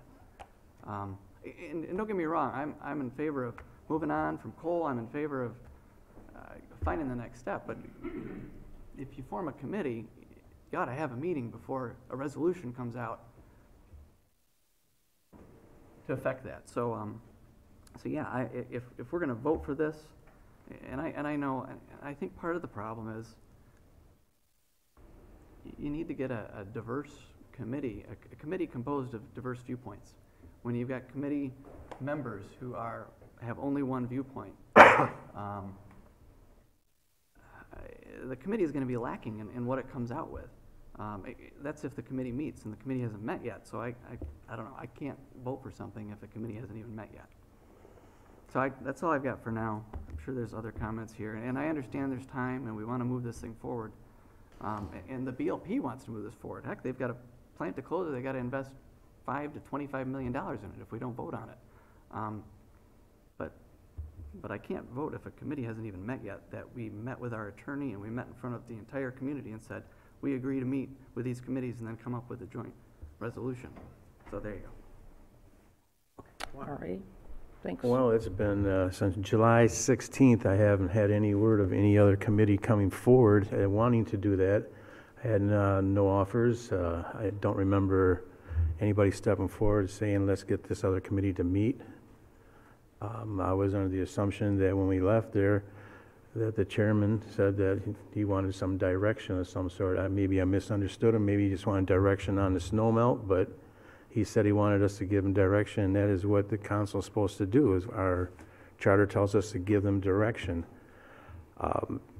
Back in November, if I remember correctly, the BLP was supposed to meet with the mayor at one time and discuss different things, and it finally got to be,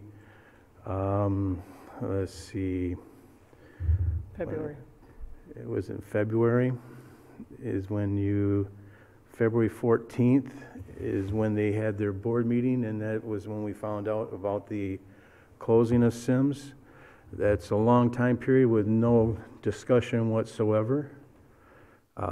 We have not been discussing very well. I mean, we should have been into that loop from November to February. Should have been some discussion with council at one time or another, and we have not had that. And we have not had a meeting since July 16th, and I have not had any correspondence from anybody to have another meeting. And I was under the assumption that we were done with it. But it was that important, they think, whoever the chairman was, and in both sides, we would have had some kind of meeting and some kind of feedback from them, but there was none. So I think we need to give them some direction. We should tell them, maybe we're not complete on it. Maybe, Josh, maybe you might be right about that. We might not be complete. But we need to tell them something very quickly and let them know the direction that we really want to go. Because evidently you're talking about having meetings that nobody wants to have. We haven't had a meeting. First of all, the mayor is supposed to meet with, like I said before, between November and February, there was no meeting. And then we only had just the meeting together. We finally got together after there was a large ruckus that we needed to get together and talk about this Sims plant. and we met at the community center. And yes, we did agree to have the two, but, I mean, July 16th, what is the date today? September what? Yeah, I know. I'm saying, look at the dates. There's a large gap of no meetings. I mean, that's a large gap. Shame on them. Shame on me. I should have probably pushed it more myself to get it done, but it didn't happen. Nobody seems to wants to take the bull by the horn and move forward and get it all done. I think we need to tell them what we expect them to do and move forward with it. I'm just tired of not meeting. I mean, we're supposed to. I show up for my meetings. If I have to make it, I make sure I make a commitment. I have a business to run myself too, Josh, and I made a commitment to be on those committees. I made it there. It's not my problem that some other people cannot make it to their meetings and they only represented by only certain individuals. But when you commit to something, that's your duty. You come and do it. I'm gonna go, well, go ahead, John. Yeah, that's all right. I'm pretty much. Okay, I wasn't at the meeting. I just know what I've been told, that they've asked for general direction. I don't know why they haven't scheduled other meetings, but they haven't. And Jerry and Mike are on those committees, and they came back and said they're asking for directions.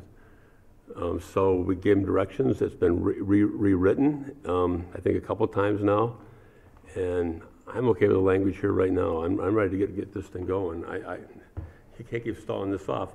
That date's getting closer and closer every day. We can't keep, scheduling meetings that never come about. I think this council has went as far as we can go, as far as trying to get meetings and get things set up. It just seems like it's not happening. So if they ask for general direction, that's what this is doing. It's giving them general directions. So I think we need to go forward with this and get it going. I can't see sitting on this any longer. I'm ready to move ahead with this. Well, this is, it is interesting because before, I don't know exactly the date that Jack leaves for Arizona, but he and I met with Scott Smith before he left, which was last fall. And he said, well, we need to work together on this because we're in this together and we need to figure out a solution together. And we agreed that that was what we were going to do. And the next time that we met together, we went to the BLP meeting on February 14th. So from November, December, whenever that Jack leaves for Arizona, we met February 14th, where we heard that there was a close date of June of 2020. So when we talked about getting together and talking about this, in between that time, we couldn't because the whole BLP board wasn't there. Well, so it was, no, it's not time yet, it's not time yet, it's not time yet. So February, it's time, and we're told, we're going to close. So we've had subsequent meetings. I think City Council has gone to some of the BLP meetings. So we finally come down to, okay, we're going to have these subcommittee meetings, which we do, and now we can't agree what was said at the subcommittee meeting. What Mike and I and Pat heard was one thing, and what even though Jack didn't say much while he was there, and Jerry wasn't there, so it was BLP employees and us having a conversation. The DDA people were there, so as we could ask the DDA people what they heard and see if we have a consensus or a majority, what a majority of people that were at the meeting heard. That would be, none of those folks are here today. But I think that would be interesting, to see what did people hear. Yeah, I'm not making it up. It's what we heard.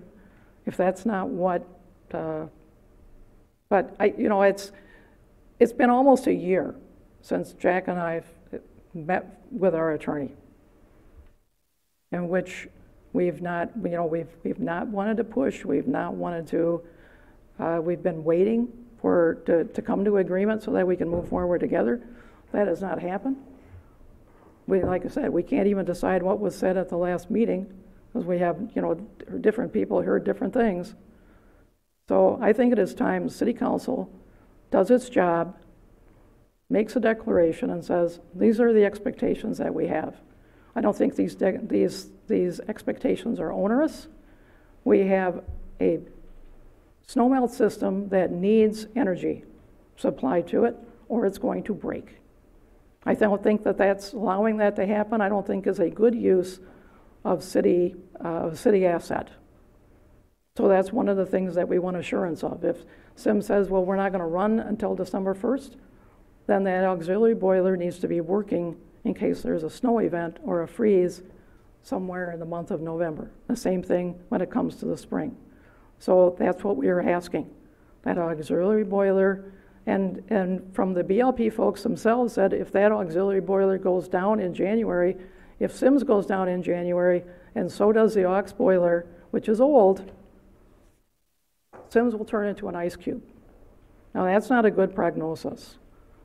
So it was they came up with, we did not suggest this, but BLP folks said, well, we probably should get a backup boiler to make sure that if the auxiliary boiler goes down, that Sims is saved as a plant. So if I'm wrong, Pat can tell me that that's not what was said. So that's the kind of things that we are asking for.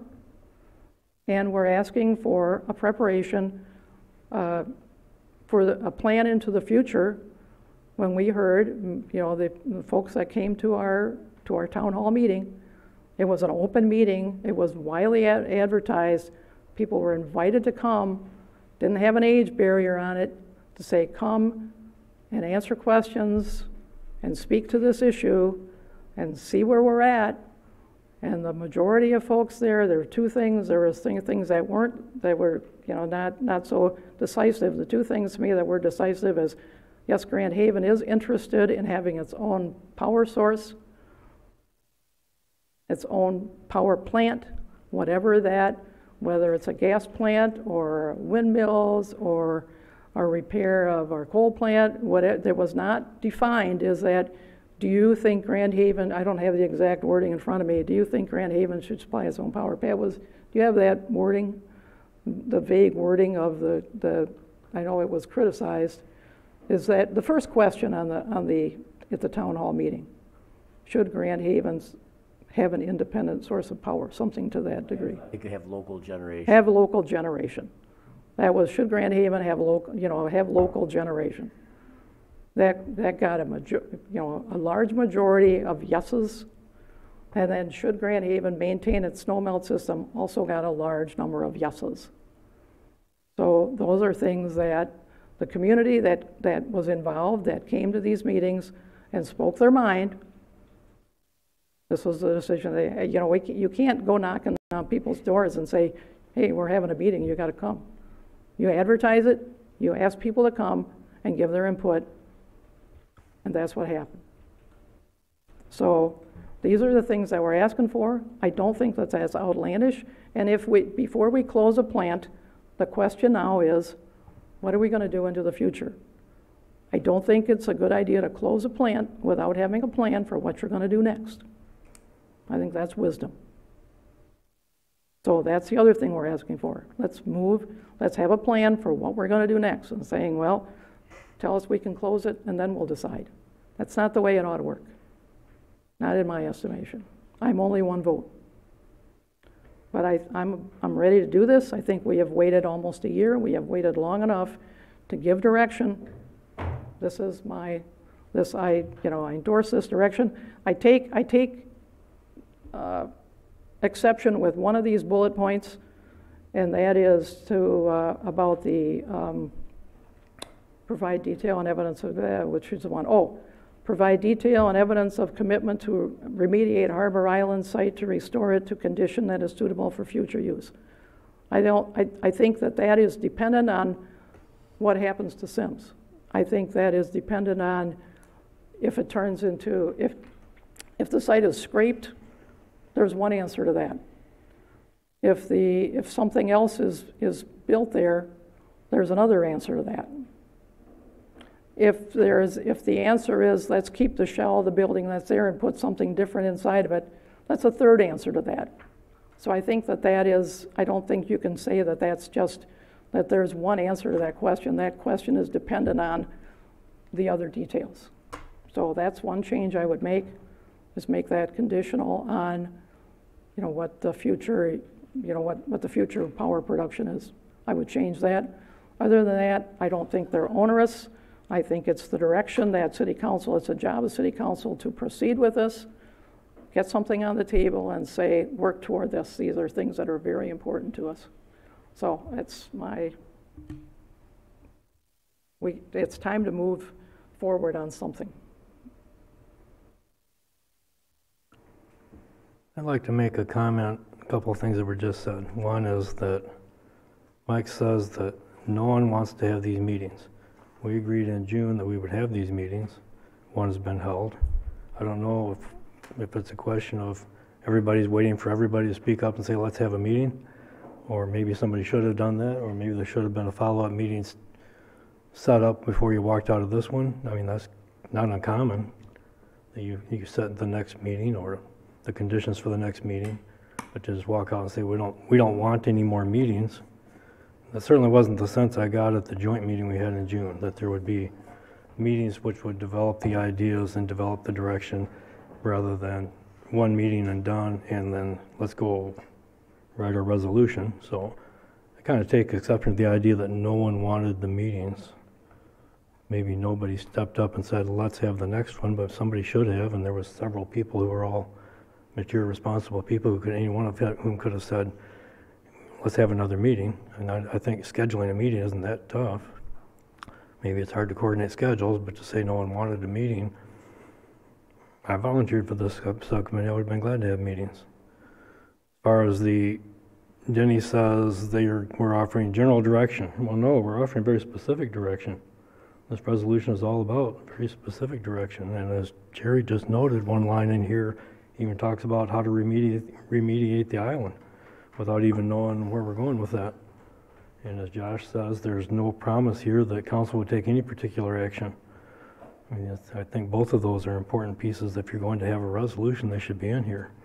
And absent those, this resolution clearly isn't ready. I mean, going back to my original point, that my understanding from the joint meeting was that there would be a series of meetings to discuss these details, rather than have everybody together all in one big meeting where we just never come up with anything. So that's where this should be right now. It shouldn't be in front of us for a unilateral vote. Should council provide direction? I think they should, but I also think we should do what we said we were going to do, which is to have multiple subcommittee meetings. We haven't done that. We've had one. So as far as I'm concerned, we're not ready for a resolution. To Josh's point, yes, I did contribute language to this first resolution. I tried to make some things that I thought would make sense in terms of setting aside the objections to the decommissioning of the Sims plant. Because I think there are some things you could do which would take this decommissioning Sims, basically allow us to move forward with closing that without knowing all these details. I'll go on with this for just a moment. The reasons that have been expressed for keeping Sims running: we want economical power, we wanted reliability, we wanted security. Sims doesn't offer any of those things. Sims is not economical. It costs about 58% more for power to generate a Sims than you can buy it. The only reason the BLP has been able to lower their rates lately is because they're buying more power and making less. If they're making all their power, our rates would be even higher. So, I mean, that's the only way we've gotten lower rates in recent years. Just the lack of use of Sims. So it's not economical, and nor does it promise to be in the future. The Wood proposal, which was taken off our agenda, was apparently to go to a natural gas conversion, which maybe we'll talk about that at our next meeting or whatever. But even that proposal promised a lack of a lowering of efficiency of the boiler. So maybe there was other economies that would help, but still not going to be economical because it's the wrong size plant. Reliability: we got a plant that's has an uptime of about 60%. How many of you guys want to have your lights out for 5 months out of the year? I don't think very many. That'd be a pretty unpopular move. Is it reliable? It breaks down. It broke down on the 4th of July. It breaks down unexpectedly. If we really didn't have the grid to fall back on, or to use as even our primary power, the Sims plant would be pretty disappointing in terms of reliability. That isn't what it offers. Security? Well, for something unreliable, breaks down unexpectedly, doesn't cost us, or isn't economical to run, I don't know what kind of security you get. We get a lot of talk about the dangers of relying on the grid and how the grid is so vulnerable and all that. Well, we're pretty vulnerable without the grid, probably more so. And under normal circumstances, the grid's about 99.9% reliable, and we're not. So, I mean, our security would be in extreme situations where that might be a threat. And then we've got a lot of other problems to solve besides whether or not we have the Sims plant. The only thing a coal plant really offers you is the ability to store a lot of fuel on site. That's about it. So why are we delaying the decision to close Sims? As we see in this resolution, what are the consequential impacts of closing Sims? One is the snow melt. Need to deal with snow melts. Well, this resolution does offer very specific direction on that.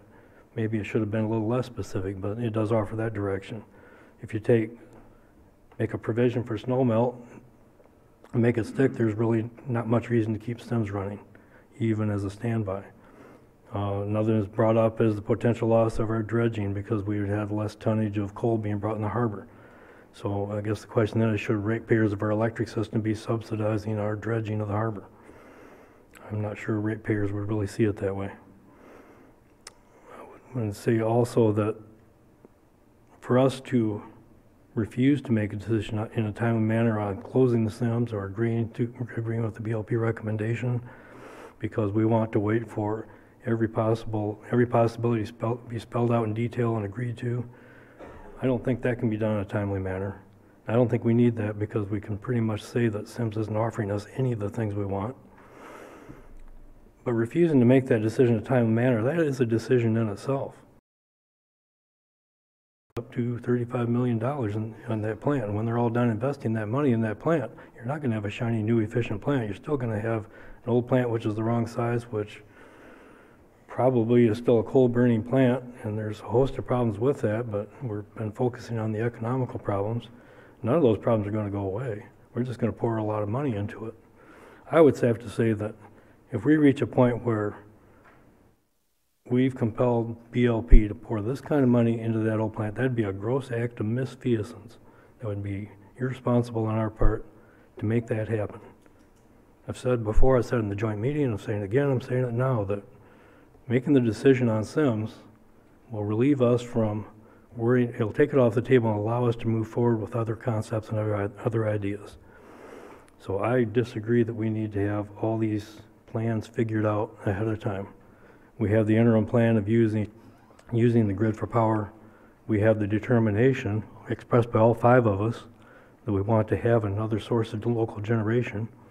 And what that looks like at this point, there's various options that nobody's really explored yet.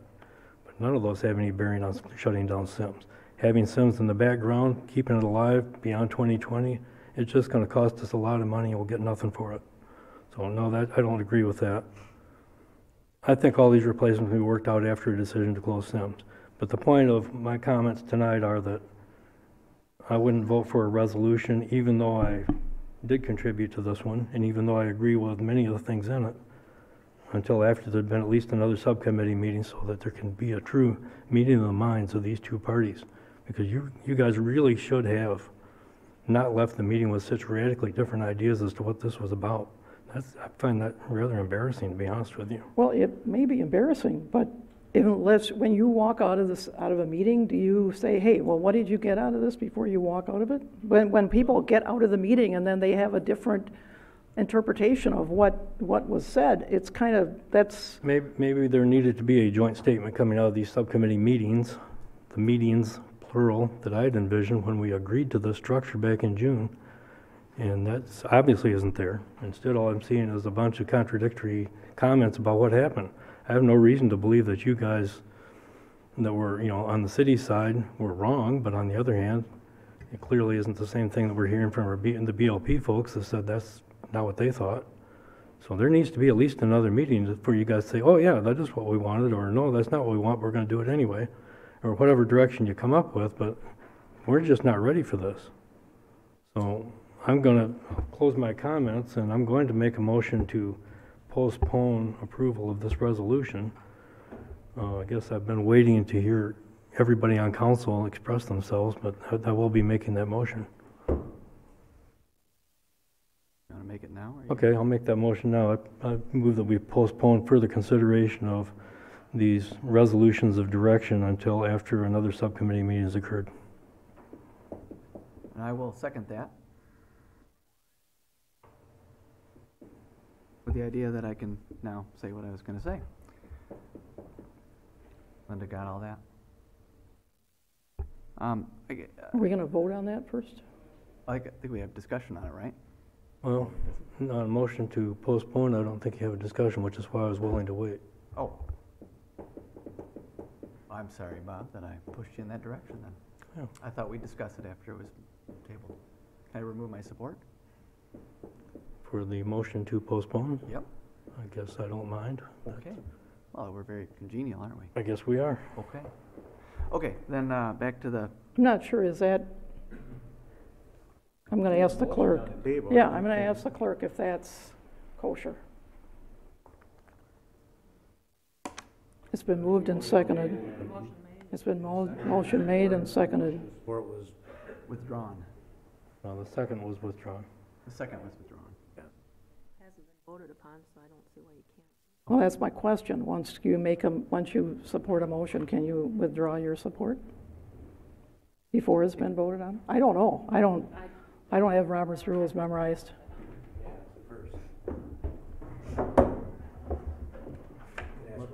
My book is gone.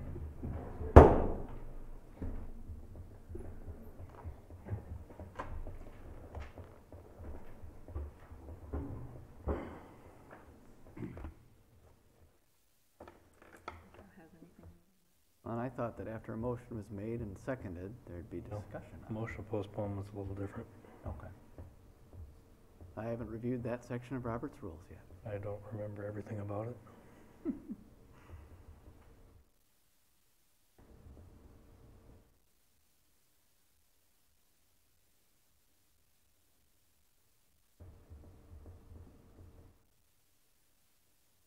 Well, is that a motion to postpone indefinitely?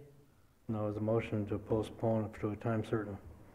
Definite time. The definite time would be, the condition was after another subcommittee meeting. And that requires a second yes, and yes, it is debatable. Oh, good. There you go. Okay. I was wrong on that. I'm glad you were wrong so that we don't have to answer the other question. Okay, so in regards to that and a couple other comments that were made, one of the comments that was made from a fellow council member was that there was no effort made by any member of the Board of Light and Power to set up a second meeting or to clarify comments at the first meeting that took place. And we all received an email, all of us on council received an email from Jack Smant dated August 20. And in that email, and I apologize, Mike, I'm going to use your name specifically. You said you hadn't had any contact with anybody since, or you hadn't heard from anybody since the 16th Not meeting. for any kind of meetings whatsoever. Okay. And that could be correct. Then this would not be exactly a rebuttal of that, but in the vein there, we got a letter from the Board of Light and Power from Jack saying, it was our understanding that the BLP issues requiring City Council ratification or approval will be addressed moving forward by joint subcommittees of the BLP and the City Council members, as was collectively agreed to at our June 27, 2018 joint meeting.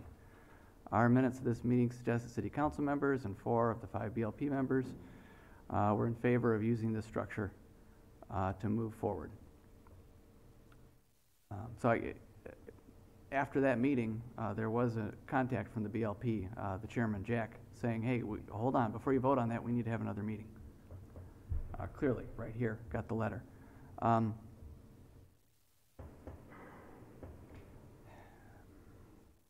other thing that I think is important to detail is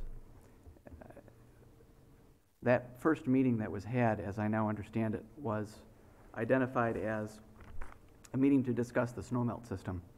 And I'm going to go back to my earlier point here, where Jack said at the end of the meeting, and we don't have minutes, but I think he said that this, or the staff has said this, that give us direction. Well, if the meeting was titled, let's talk about snow melt, and the response from the BLP was give us direction, well then the response from the BLP was give us direction about snow melt. It wasn't give us direction about this entire thing. And this letter from Jack took place after that, so clearly they're asking for another meeting. And I think it is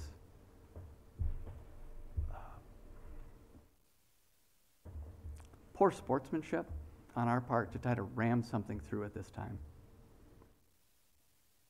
And if we're going to do that, to the majority who are to my left, I would ask at the very least that you try to work with the rest of council to draft a resolution before ramming it through. Because that's exactly what's happening right here. Now, specifically, Pat, and I saw you looking at the charter over there, and we reference in this resolution that may be passed by the majority right now, section 16.3. Can you read that? I don't actually, I haven't read it. I just think you're paraphrasing, but it's the section I'm guessing that gives the city council the authority to give the Board of Light and Power general direction? Correct. Okay. You want me to read it? If you could read the section where it says that we're supposed to give them general direction, that would be great. Subject to the general direction of the council, the board shall have charge of the city's electric services and shall organize and conduct the affairs of the city's systems for the generation, purchase, and distribution of electric light and power in a manner consistent with best practices therefore. About contracts concerning the electric facilities of the city, subject to the overall control of the council relating to all departments of the city. Okay. So the key part there is general direction. In our motion, we are giving them specific direction. I don't think an attorney would argue any way otherwise, that they are to continue to use SIMS to generate electricity and provide energy for snow melt system from November 1, 2018 through March 31, 2019. Well, we'd all agree that that's probably what's going to happen. You can't get any more specific with direction to a semi-autonomous board that is as its own group of elected officials. That's like saying you will use 16D nails to nail in this 2x4 and they must be galvanized and they have to be at 3 inches on center. No, our general direction is build the house. So I would offer an alternative to that if the majority is interested in working with the minority here.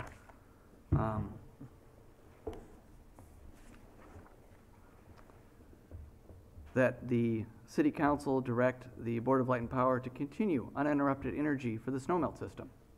Period. Henceforth, that's it. How they choose to do it is up to them. We go on to be very specific to say that they need to use the SIMS plant to do it. And they need to then replace it with a boiler. And they need to do it. These are specific directions. We don't have the authority to give them specific directions. So I would ask that we table this until they have another meeting, until we clean up the language so that we're not in violation of the city charter. Thank you.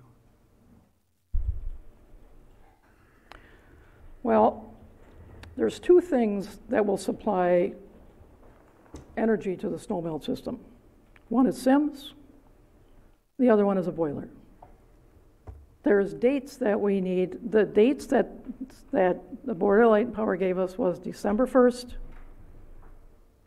was when they're turning the ship back on. So what happens from November to December?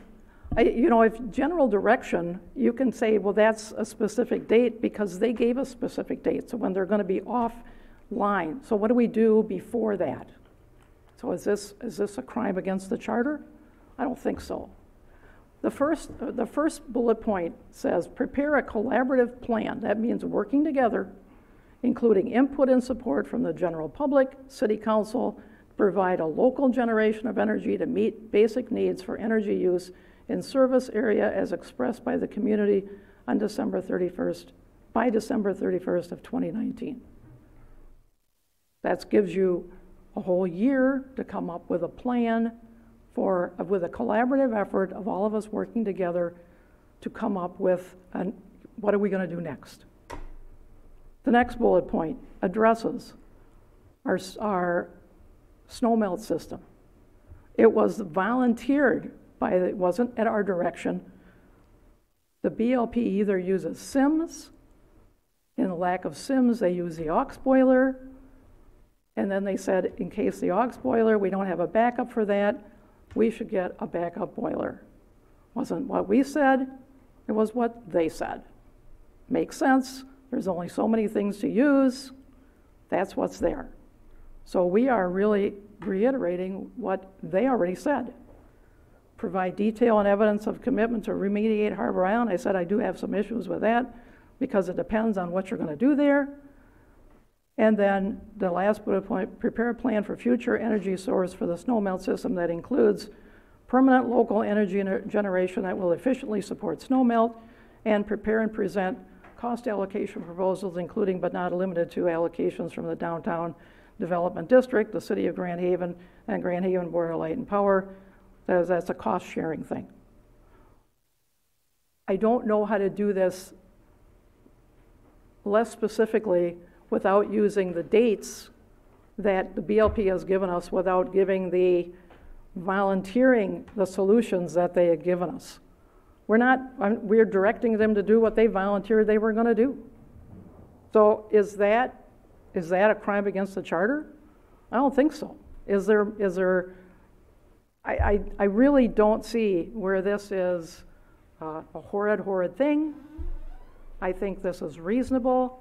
It's collaborative, and I think it's time that we move forward. If we want to wordsmith it until the cows come home, that ends up in a vote. I'm ready to move forward with this as it is, and if you want to call that ramming it down your throat, I guess that's what you might want to call it. As I just went through what we're asking and where we got these ideas from, is from the meetings that we've held in the past. Those are dates that are on the calendar. We didn't make them up. It's dates that we were given by the BLP. This is their running schedule. What are we going to do if we have an ice event before that, and if we have an ice event after that? So if this too specific to use a calendar date because we're supposed to give them general direction, it's the calendar. I didn't make it up. It's what it is.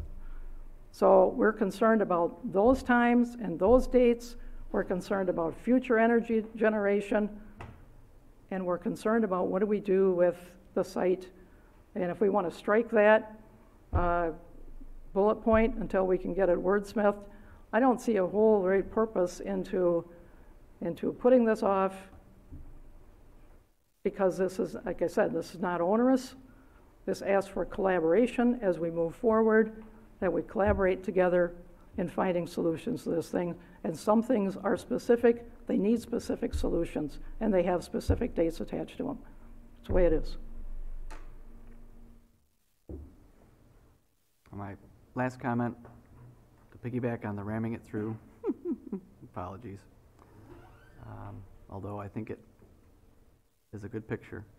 I'm afraid that with the passage of this resolution as written, it's going to put the BLP in a position to be forced to spend between $5 and $30 million to fix this power plant. Where does it say in here that they have to fix the power plant? There's no closure date on here, and they need an answer from us before they have to spend money.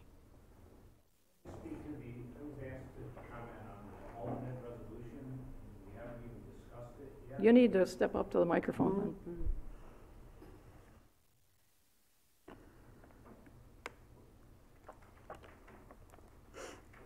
I was asked.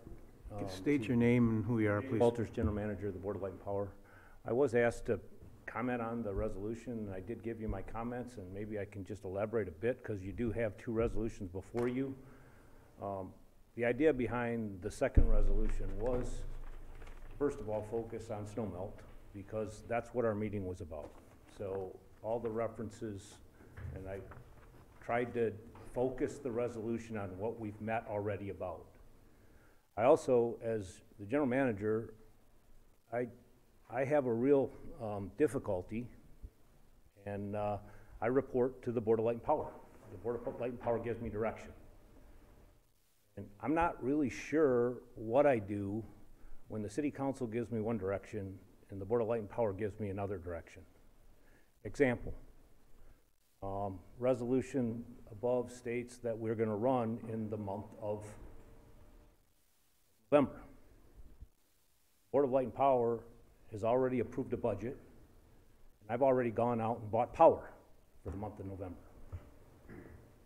So I've presented a budget, the budget's approved, I've gone out and bought power for November consistent with the budget, and now I'm being potentially told to run the plant in November at a significant loss to the public.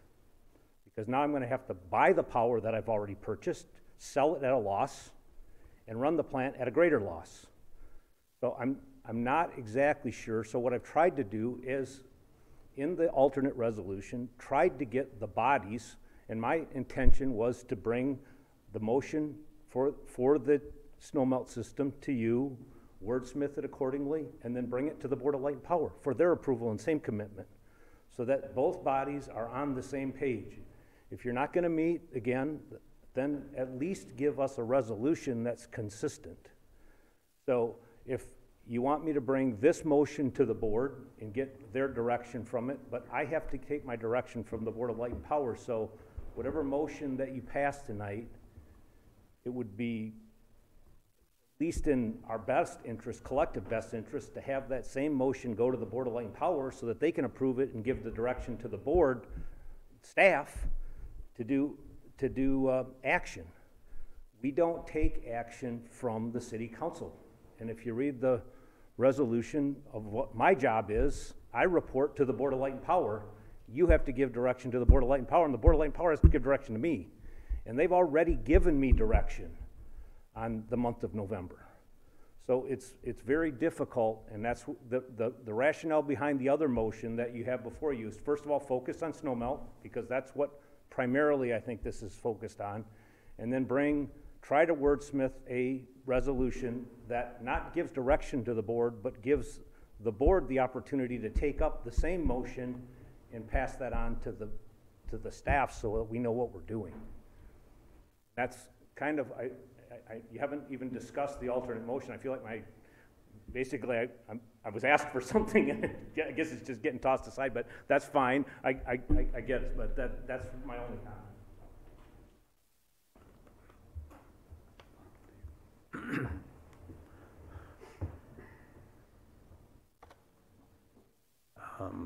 Those dates, are those the ones that we were told before? I believe those just sort of grew through the discussion. I don't know that they're paramount or important to the discussion. I'm Dave's point that they've already made moves to purchase power during the month of November, and I think possibly during the month of March 2019. I think the same concern is there. We've already bought power for those months. In previous, I think this last winter, they closed down during November and March as well. And the unfortunate thing is that the boiler broke down when we got some snow events this last spring that really caused a problem. But they're investing in the boiler, and they're investing in, I understand, an additional boiler to heat the plant in the event the first boiler goes down. So if, you know, the idea that that bullet be changed to something like continue to provide uninterrupted energy to the snowmelt system perhaps makes sense, rather than giving them specific dates.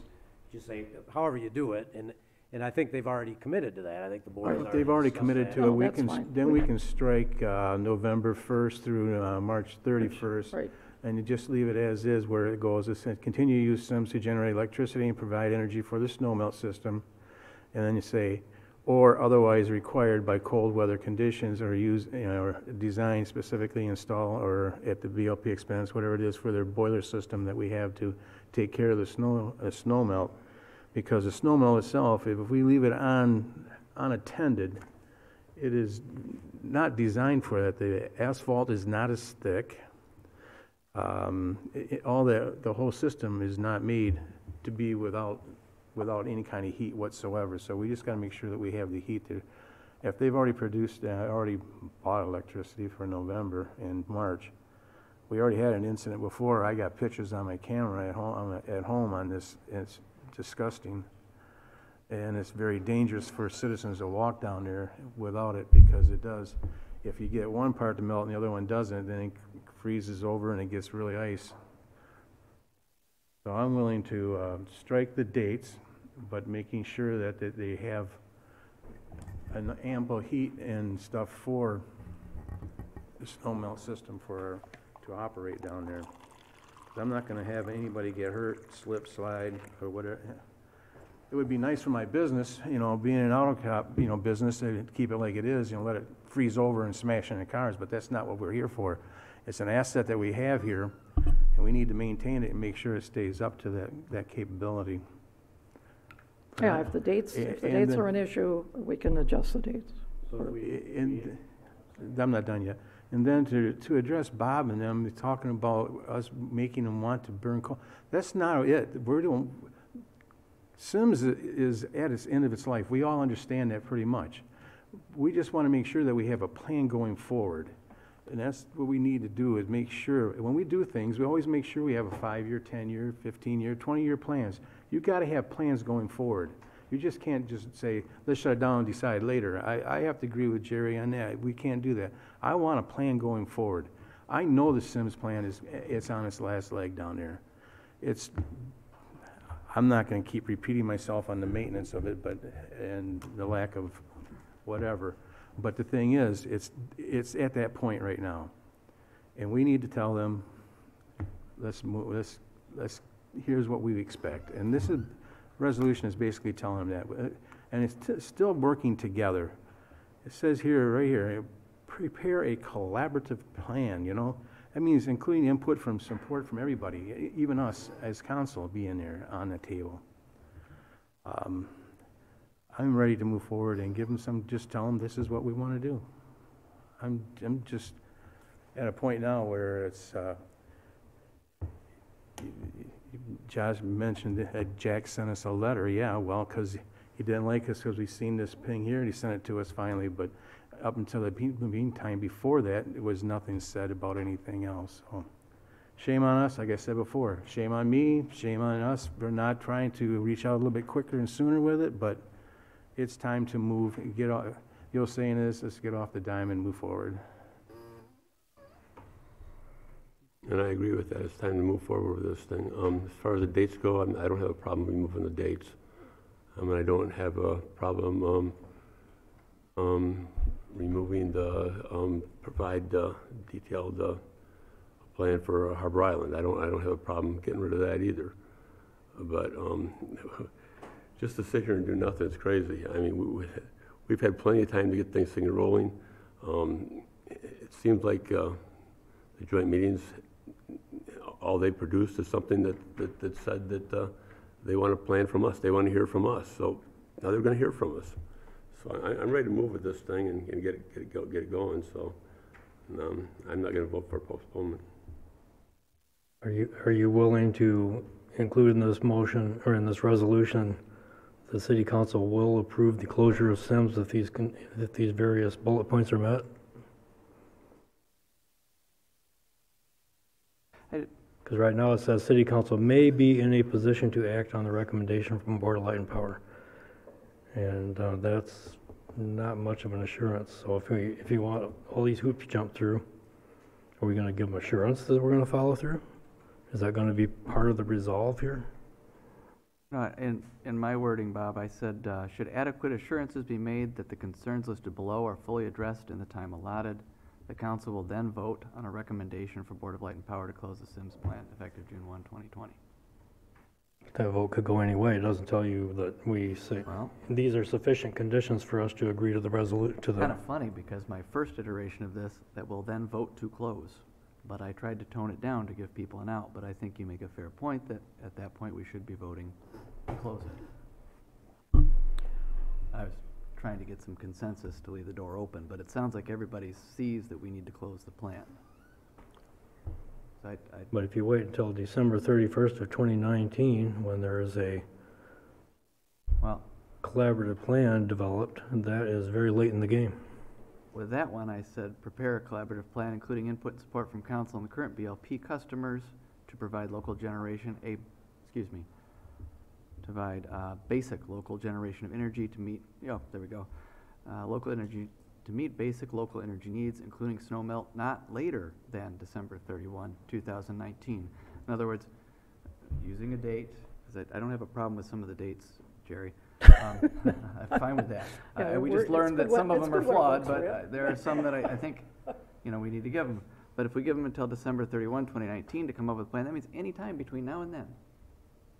Could be next week they come up with an energy plan, and then we can vote on it, provided that energy plan is met. The next bullet point was, we've already changed it to that one, continued uninterrupted energy of the snowmelt system as dictated by cold weather. I've got a few others on here that I could keep going, but I think the culmination here is it lends itself to postpone this so that we can wordsmith this more. Or we can keep going, and I can read the rest of this. I've already adopted like 3 of the changes that I'm proposing. But We're it's here, getting late. it's I don't know. 9 o'clock, just like the last time, let's keep going. We need to get this done. I think we had this on the agenda at one time, and we were supposed to wordsmith it, send it in, and get Right. it back to us, and I never received anything else except for the one that is in front of me today. So, Do you want another chance at it, Mike, or do you think you? no, we've had our chances. If you wanted to change, why didn't you send it in earlier? You're adding something more to it now. I don't remember ever being asked to send in anything. Well, I think this thing was rewritten twice already. yeah. Yeah, by We asked for that, and Bob said he's got some all revisions had to our do it, and chance. Bob sent his in. We all had our chance. As it stands now, this is a mess. Yeah, we've amended half of it, or a few bullet points, crossed them out with ink. Why don't you at least postpone until we have a cleaned up language? I'm ready.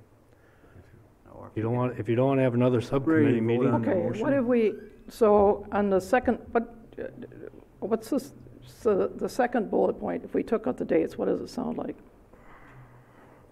Pat's got it. Now, are we recapping? I kind of was gonna just wait, and when you were getting ready to vote, I just kind of wanted to clarify what we were voting on. I mean, the That's- first vote would be to postpone. Let's get that vote out That's of on the the way. table. Let's get that vote out of the way. Oh, on the floor, right? Okay, Right, that's true. all right. Then if you're going to vote on a resolution, I really wanted to get a little clarity about what it is you're voting on, and I'm prepared to maybe Right. review those things that have been talked about, removing some dates and striking a few bullets. But let's wait until we are going to postpone this or not. If it's gonna be postponed, we got Okay. a lot of time to. Let's start with that. So this is the motion to postpone. Motion to postpone until another subcommittee meeting is held. Manetza? Yes. Kruger? Yes. Scott? No. Fritz? No. McCallum? No. So now there is a resolution before the city council that was already on the floor, as I understand, but we were discussing the explicit wording that was being proposed. And there was discussion that there was, Can we start with bullet point 1? Do we need to change anything in bullet point 1? Under the now therefore be it resolved, or the top part? Yeah, Sorry, no, just so I know. Prepare a collaborative plan including input and support from the general public and the city council to provide for local generation of energy to meet the basic needs for energy use in service area as expressed by the community by December 31st, 2019. There's nothing in there that says it can't be done before then. Nor is there anything compelling us to do it any sooner. Right. Which, as I said, this is extremely late in the game. If the vote didn't go to approve, then how are they going to keep Sims running? They can't keep it running safely at that point. They should have already poured $15 to $35 million worth of ratepayers and taxpayers' money into it. Right. So that date in itself is too late for us to make a decision on Sims. Well, what date would you propose? I would like I said, I don't think that we're ready to have a resolution, but I certainly wouldn't want to wait until December of 2019. I was going to throw out not later than, initially I had this written as not later than 1 year from the closure date, which was June 1 of 2020, I think it was. So, So I a said year June before 1 that of is June 1, 2019. 2019. To have a plan to replace Sims. I don't know if that's too much pressure, but, BLP is fine with 2018. okay. Well, then I, we're December 31st, 2018. How detailed of a plan is this supposed to be? There seems to be interest on council of having every little detail nailed down, and I think that's absurd.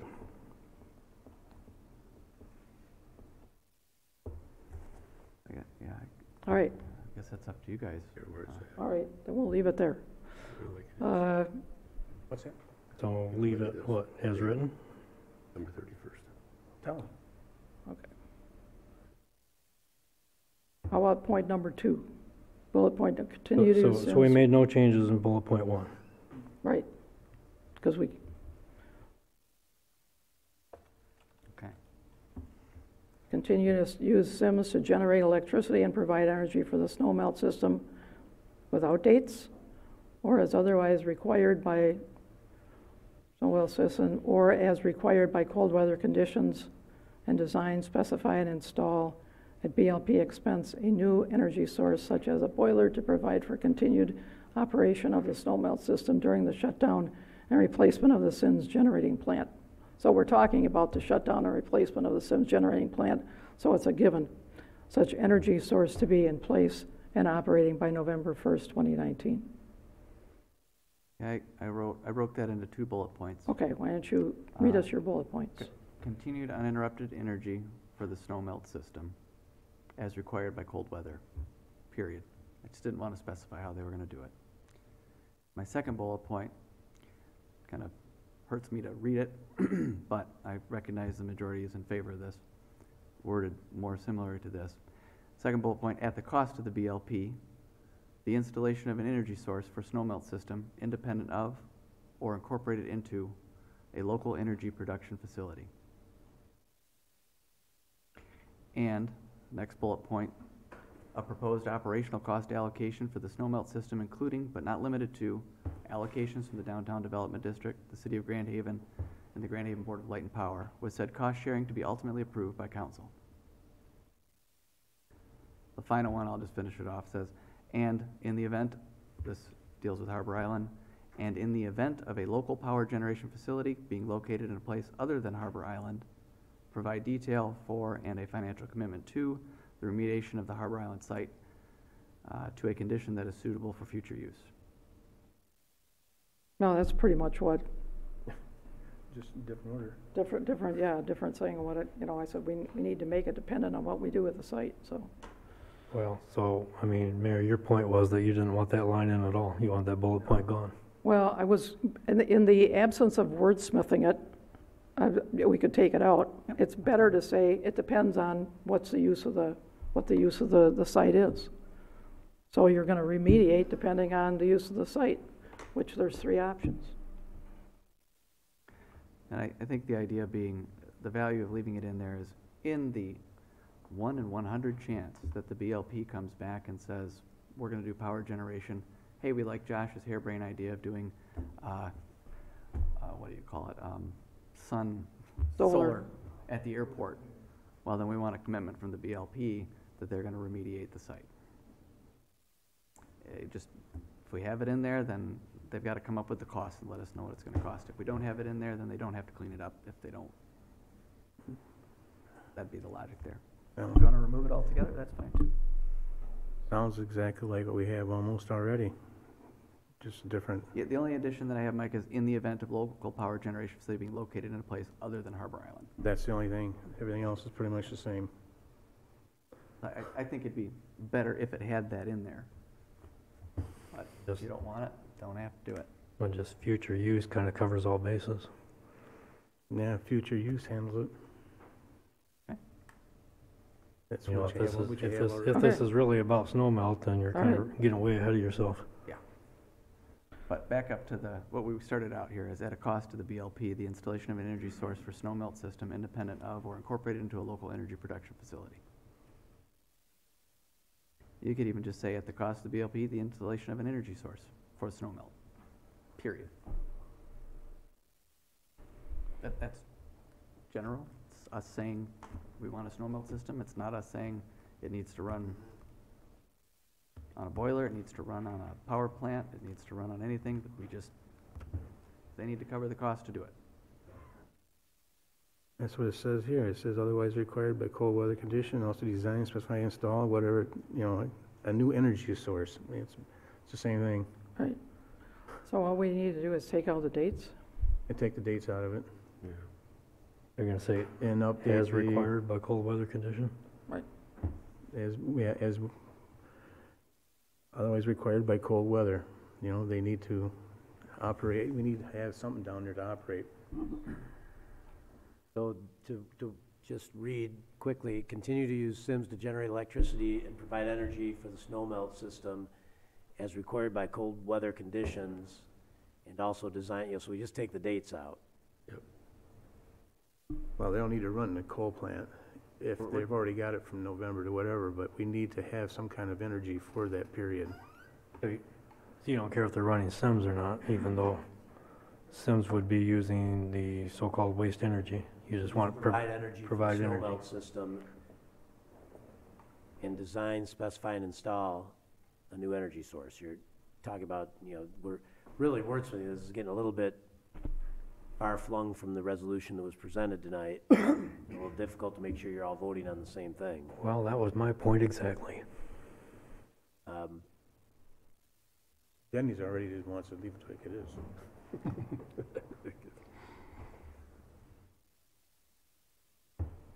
So just continue to provide for the energy snow melt system as required by cold weather conditions.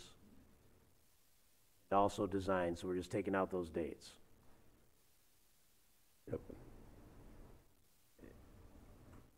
But we are requiring them to use Sims. Is that correct? No. Well, they're going to use Sims until 2020. But It but just not, says we're continue talking to about use the Sims snow melt to system. generate electricity for the snow melt system. We don't need electricity for the snow melt system, we need heat. you need the incidental heat from somewhere. I mean, that's what runs the snow melt. So continue to provide energy for the snow melt system from? Yep. Okay. All right, well, I think they were going to do that anyway. I think the important point of this paragraph was that something we learned last February, or should have learned, was that no matter what we do for future generation of electricity, this thing needs a dedicated boiler or a dedicated source of energy, whether it's a boiler or some form of magic. Right. Whatever it is, it needs to be dedicated to the snow melt.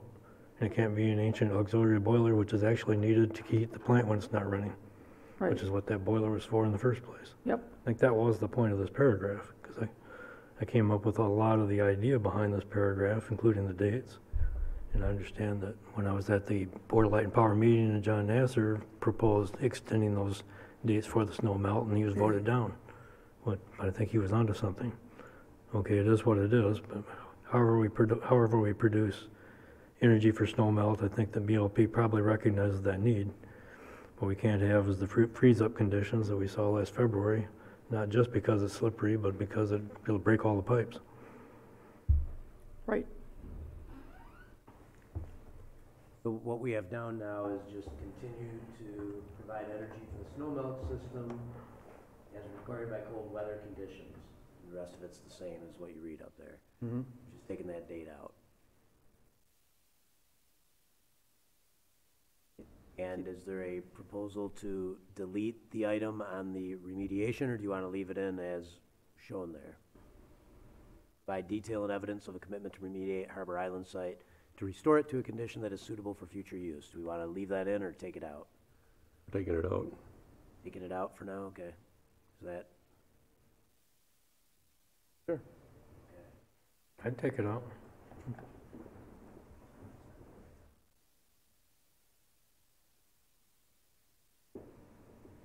This is a new way to do this.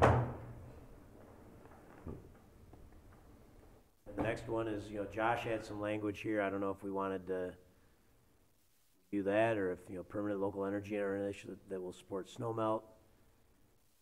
Fair cost allocations, that includes, I don't know if you want to go with this or what Josh was reading. I think Josh has got it written down there. He could provide that to the clerk and we could read it into the record. I'm not sure it was favorably received, Pat, but thanks. It's pretty much the same thing as what we said. Okay, get rid of that. Provide future energy sources, normal system that includes.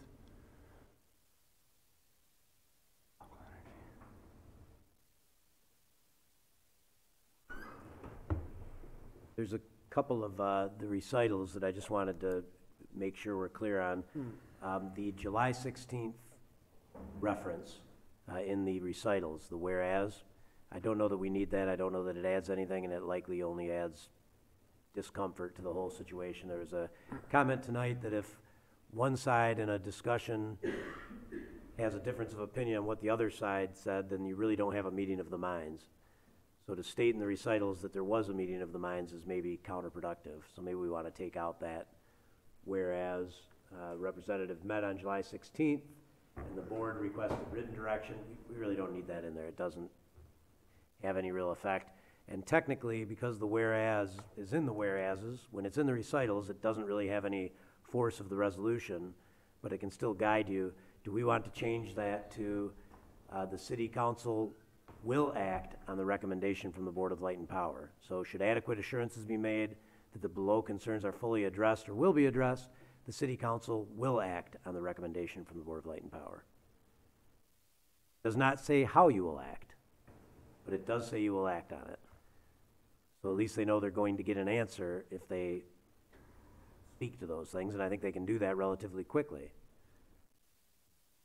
I think I've said that I believe it should say will act at a minimum. If the But that's majority me. is I don't know comfortable what with changing, those maybe in a people position to act, to will act, that just causes some action, or at least it gives us direction to get this back on the agenda after we hear back from the BLP, because quite bluntly, I think there's a lot of discussion about how this is being delivered and how we're coming to these conclusions, but what I've heard at the BLP and what I've heard from City Council, I think there's a lot of commonality in the direction you're heading. And it might be that we're closer to a resolution than we feel tonight as we discuss this. You know, so if you say you are in a position to act if these things are addressed, perhaps that might move this forward more quickly. Not hearing.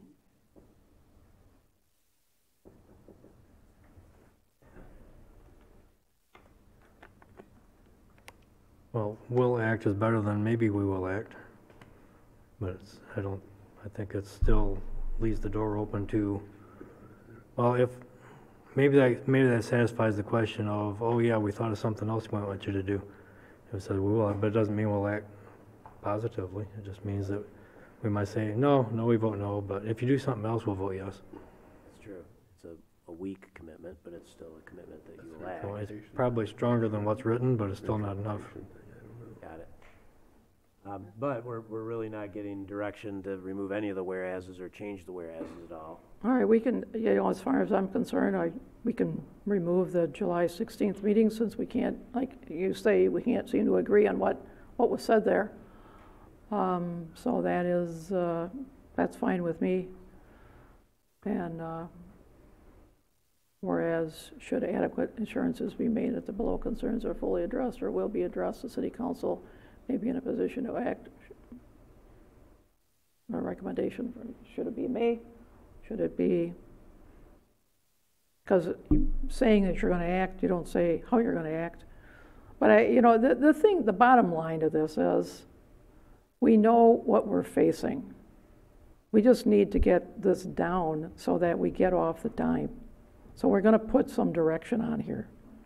Nobody's going to want to spend $40 million as the number has been bandied about to keep Sims running. We know we know that there is an end date. How do we get there? And the city council to do its job and to give direction, that is what we're doing. However general or however specific, if we're using calendar dates, which we have now taken out, it is our job to give direction, and I think that that's what we're doing. So if we have removed some of the things that are most onerous to people,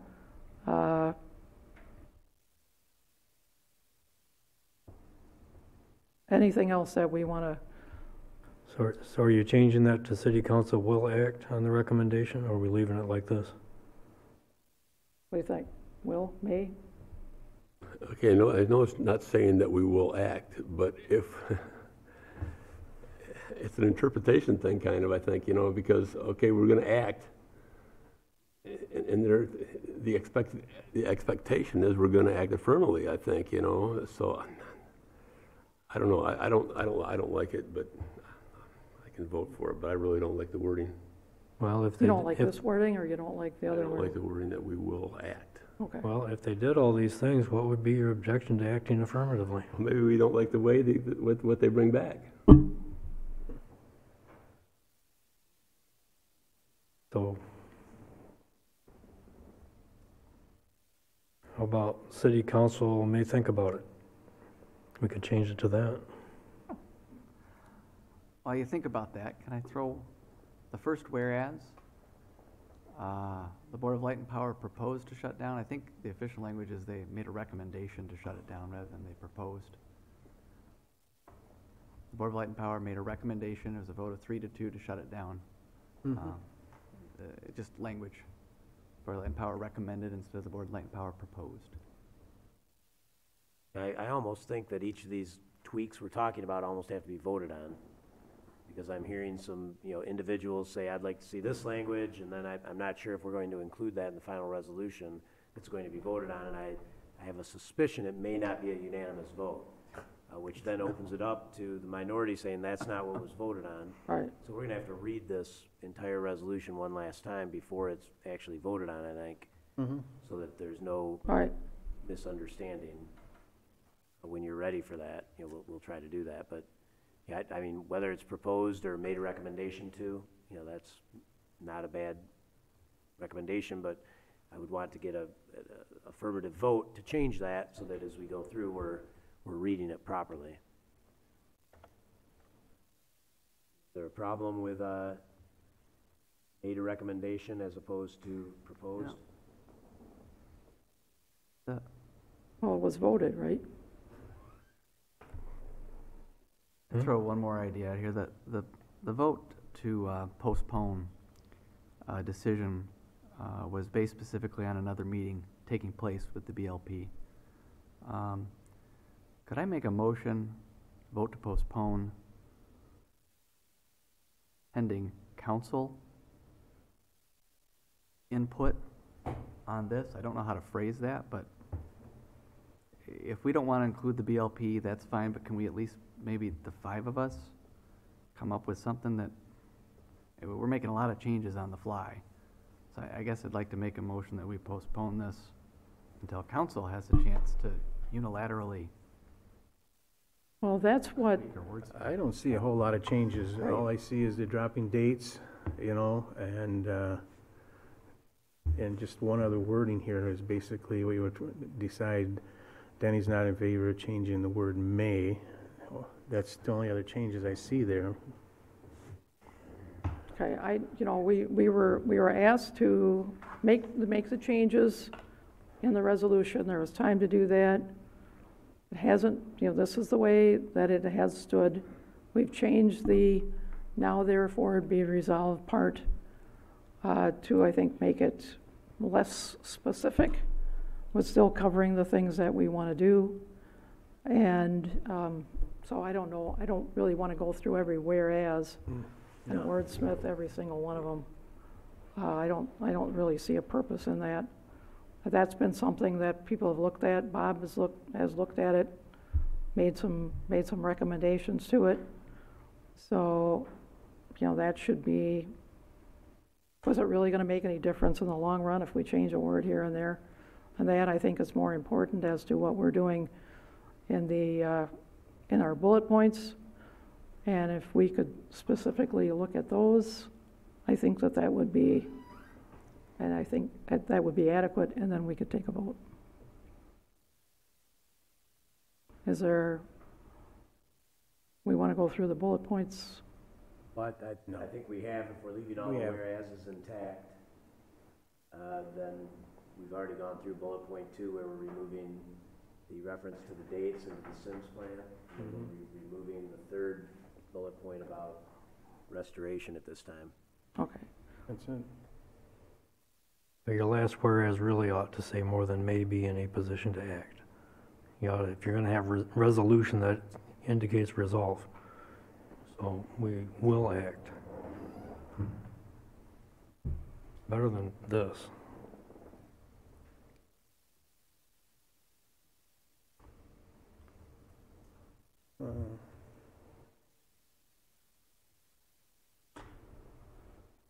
And then if you want to change it, we will act, then you gotta take the addressed or will be addressed, you take will be addressed out. You know, I mean, not, I mean, just have them fully addressed. I just think we leave it as it is and move forward. I think so. I'm just being sarcastic here. All right. All right. Like it is. Pat, at some point, could you read back what the new resolution? Yeah. Resolution part only? No, the whole thing, I think we gotta, well, you could, I don't know, but whatever we made changes to. Did you guys get rid of the 7th one? The representatives from Board of Light Power Main Street Council met on July 16th, 2018, or are you leaving that in? You want that stricken? Yeah. Yeah. So, okay, we've got No, that was under your recommendation, we all agreed to it. consensus there, right, okay. that All was- dates. So as far as all the recitals go, the 7th recital referencing July 16th is stricken. And as far as the resolution portion goes, the 2nd bullet reads, continue to provide energy for the snow melt system as required by cold weather conditions. Also design, specify, and install at BOP expense a new energy source such as a boiler to provide for continued operation of the snow melt system during the shutdown and replacement of the Sims generating plant. Such energy source to be in place and operating by November 1st, 2019. Then we struck the 3rd bullet point about evidence of commitment to remediate. And then we left the final bullet intact as it reads. Yes. Good.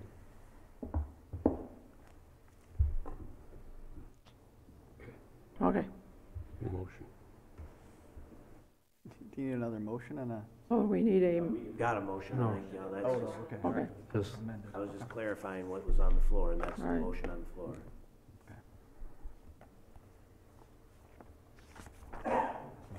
So I think we're ready to vote. Netza? no. Bruder? No. Scott? Yes. Fritz? Yes. Michaela? Yes. All right, next item. It's only 9:27. Whew. It's actually pretty early.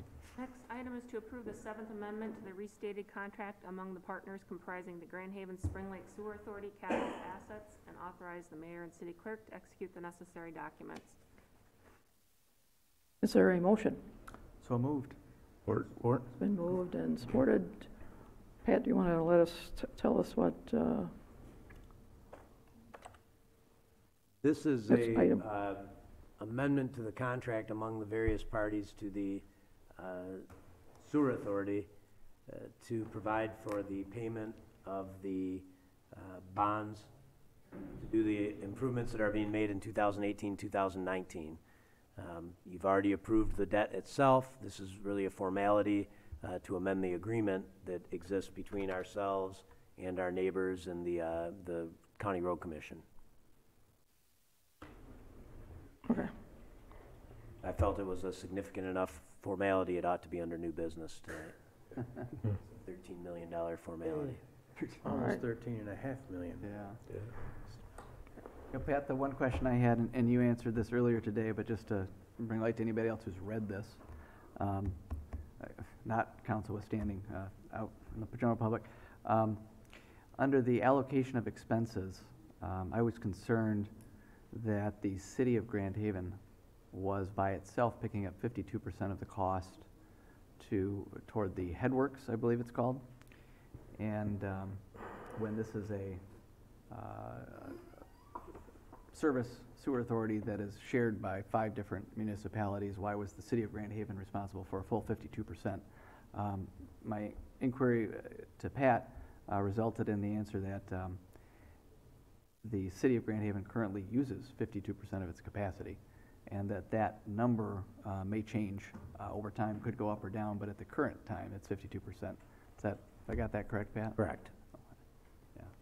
If many years into the debt, we're using much lower than that, we'd be paying much lower than that. Yep. We'll pay based on our annual usage. Yes. Perfect. And that, once you've answered that question for me, I was good to go, so.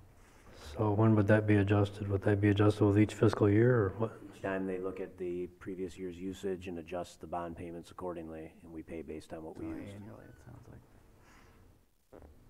So then we would see that in time for budget setting? Would we see that in time for budget setting, or would that be irrelevant to budget setting? Well, it ought not to impact the level, because we're paying per 1,000 gallons. So the amount you set as a fee is per 1,000 gallons. And so if we use a lot more, we're paying a bigger percentage of the total. If we use less, we're paying a lesser percentage of the total. So it really shouldn't impact your rate setting each year. It depends on how much we actually use, because we get billed by the system for how much we use. So right now, we're estimating that our annual percentage would be about 53%, but if for some reason the township's usage goes ways up and ours goes way down, we would be paying a lesser proportional share. They don't send us a new reading every year and say, here's how much it is. It's just, it's what it will be based on how many millions of gallons we pay for. Makes sense. And thanks, Pat. That made sense to me. All right. I think we're ready to vote. Kruger? Yes. Scott? Yes. Fritz? Yes. Manetza? Yes. McKayla? Yes. And the next item. Is to approve an introductory resolution amending sections 2-139 through 2-142 of the Grand Haven Code of Ordinances to amend the city's purchasing procedure. The administration recommends approval. There a motion? So moved. Support. Moved and seconded. Pat, can you run through these numbers, how they were derived at? I say, oh, can you, You want me to explain it? yeah. Oh, okay. Yes. I said run through the numbers and give us a derivation. Maybe you're ready to vote. I came forward with a That easy. proposed adjustment. I think maybe a couple of meetings ago, and we had a discussion about it during a work session. There was some agreement and support, there was some consensus, there was some lack of consensus. So I kind of proposed a consensus position that hopefully everybody can agree on. As you can see, emergency purchases, it was generally agreed that we could go up to 50,000. And I would just comment on the side, and I think it's well accepted and supported and endorsed by the council and the public. If it was a true emergency and we had $100,000 worth of expense and it was public safety related, we'd do it. And I would be on the phone with you right away and let you know that we're spending that money, but it's good to have that higher limit just to give your department directors peace of mind when they're making some difficult decisions. 3 competitive bids, instead of going all the way to 20,000, perhaps a consensus of 15,000. Just getting 3 quotes, consensus of 5,000, requiring a PO, 1,500. Petty cash purchases, we decided we'd leave that at 100 because that's getting to be pretty rare to do petty cash with this day of plastic and credit being available. And then credit card purchases, bumping that from 1,000 to 2,500. And then the local vendor variance, instead of going to 5%, going to 4%. That was a compromise. And I did just want to reiterate that 4% is a permissive number. It's not automatic, so a local bidder can't just take their bid and add 4% and think they're guaranteed the work. The Right. city council or management can recommend that it be applied or not be applied depending on circumstances. So that is a permissive policy that you have. It says that the council may award Okay. to a local bidder and may give up to 4%, not shall. All right, that sounds good. That would be forthcoming in a resolution. If this ordinance gets adopted and passed, that local vendor variance has to be done by resolution, so I'd bring that forward after the ordinance, Very if it were good. adopted. And can you remind us what a local vendor is? Well, that's a very good point. We've spent an awful lot of time trying to develop policy on that. Generally speaking, it's Tri-Cities with your business located in the Tri-Cities. We've been challenged on that, so I think it needs to be clear when we recommend local vendor, we identify what we mean by that when we use it. Because if we just leave it open, if we try to define it as we've done before, we've really ran into a hornet's nest. We've had people say, well, my in-laws have a cottage in Grand Haven and I spend a lot of time there. Therefore, I'm a local bidder. It's like, well, that's not what we meant. we mean your business address is at least in the Grand Haven area, perhaps Ottawa County. It might be a proportional thing. If we've got a bid from somebody overseas and a bid from somebody in Michigan, the city council may apply local preference to the Michigan vendor over an overseas vendor, and in that case, you would be defining local vendors being in the state of Michigan. So it really is a moving target. It somewhat defies real specific explanation. If you're not comfortable with it, I wouldn't recommend having it. You know, it's very difficult. We have tried. We had language prepared that the city council discussed that went from in the city to the Tri-Cities, which included our neighboring village and city, to the Tri-Cities plus the 2 townships that neighbor us, to Ottawa County, to Ottawa, Muskegon, and Kent County, to state of Michigan, to United States. So we went that far into it, and city council at that time said, this is onerous to try to nail it down and define it that well. We'll just define local. It's one of the notorious examples, is you know it when you see it. So it's, I say that Risinga Lumber is a local vendor. I think you would say yes, they are. They clearly have a local presence and they're a local vendor. If somebody came in and said, my in-laws have a cottage in Grand Haven, and therefore you should assign local preference to me, I think you would say, well, we're looking at that and we don't feel that qualifies, so we're not going to apply the local vendor preference. So I think it's a case-by-case application of that standard. it sounds pretty arbitrary. But I think, Pat, I like the equivocal nature of the word may. Yep. Because Home Depot could be considered a local vendor because they have a mailing address. So we may take that into consideration when comparing them to Baker Lumber or Risinga Lumber. Or we may not, but that gives us the ability to do it, so I like that. And I like the, just a comment in the interest of consensus building. You had originally presented this at the one meeting I've missed in the past 3 years. And my conversation with you led me to believe that you had 2 people that were a divided council, 2 people that were in favor of higher limits, 2 people that wanted to keep it the same or lower limits. And I had suggested at that time, well, find the number in the middle, Pat. And you found the number in the middle, and it seems like we've got a consensus here, and I think that's awesome. So, Great job. Bravo. And I'm happy when we get to the resolution, Bob, if we want to talk about what local means, I'm happy to engage in that discussion and see if we can come up with a definition that is non-arbitrary. I'd be happy to work on that. I think when one person loses business to another, it's because of a claim of a local vendor, and the claim is tenuous but acceptable to us, and the other guy says, wait a minute, that's not fair. And the arbitrariness of it bothers me. I think that you're kind of thin ice to say, well, we may do it or we may not, but we're going to do it when we feel like it. And I don't think that's good policy. I'll keep that in mind when I draft the resolution to present. And I know we've been doing this for a long time, and I've brought this question up before, and we said, well, okay, within a certain radius and all these different definitions you've tried. And I think we need some kind of definition other than we'll know it when we see it. I think that's kind of thin ice. Well, I think part of the question is, how many times have we done this that it's caused us a super big headache? And I think that is 0 times. I know we've discussed, I think once or twice, if that, was a local vendor, but it has not been, that has not been an issue. Saying that, it will probably become one. Tomorrow they'll be You only need one to be a real That's pain right. in the butt. But for all the years that we've done this, it hasn't been a problem, and it seems like we've always been able to, work our way through it. So I can't. Well, I know it's been discussed when we're making this determination before, and we've gotten pretty, like I say, pretty arbitrary in how we made this decision, and it does potentially cost somebody business.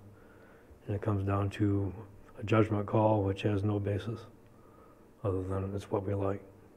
So I think it's just it's not great policy. I like the idea of local vendor preference in general. I think that spending money in your community, if you can narrow it down to the potential for money circulating in a community, that was the intent. But, I think you're still looking at one person's claim over another for unfair application of this rule. That's why I like the wording may. Well, that doesn't get it. Oh, you Johnson, that sound about, we may accept. That doesn't get it. That's still our. Oh, yeah, it does. Oh, no, it doesn't. Bob, you have some good points. I'm just wondering, are we voting on the definition of local vendor tonight, or just the? No, we're voting to keep a percent in there. Okay. The thing is that you can't quantify everything, because you always take a word, no matter how you write that definition, you're always going to end up with another question. It's kind of like, I remember my philosophy class, you never came up with an answer, you just came up with another question. And so I think some of it just has to be common sense. Yes. That seems local, you are not. It's just, I think it's kind of self-evident. But like I say, for the times that we've had an issue with it, it's not really been a problem. So yes, I am ready to vote. I'm ready to vote on this. Scott? Yes. Fritz? Yes. Manetza? Yes. Bruger? Yes. McCallum? Yes. All right, I think we're to report by city council.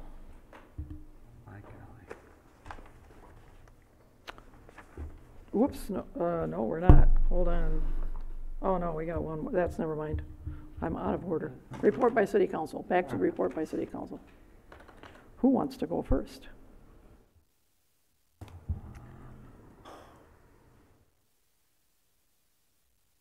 If nobody I have does, nothing will. to report tonight. Oh, nothing to There you report.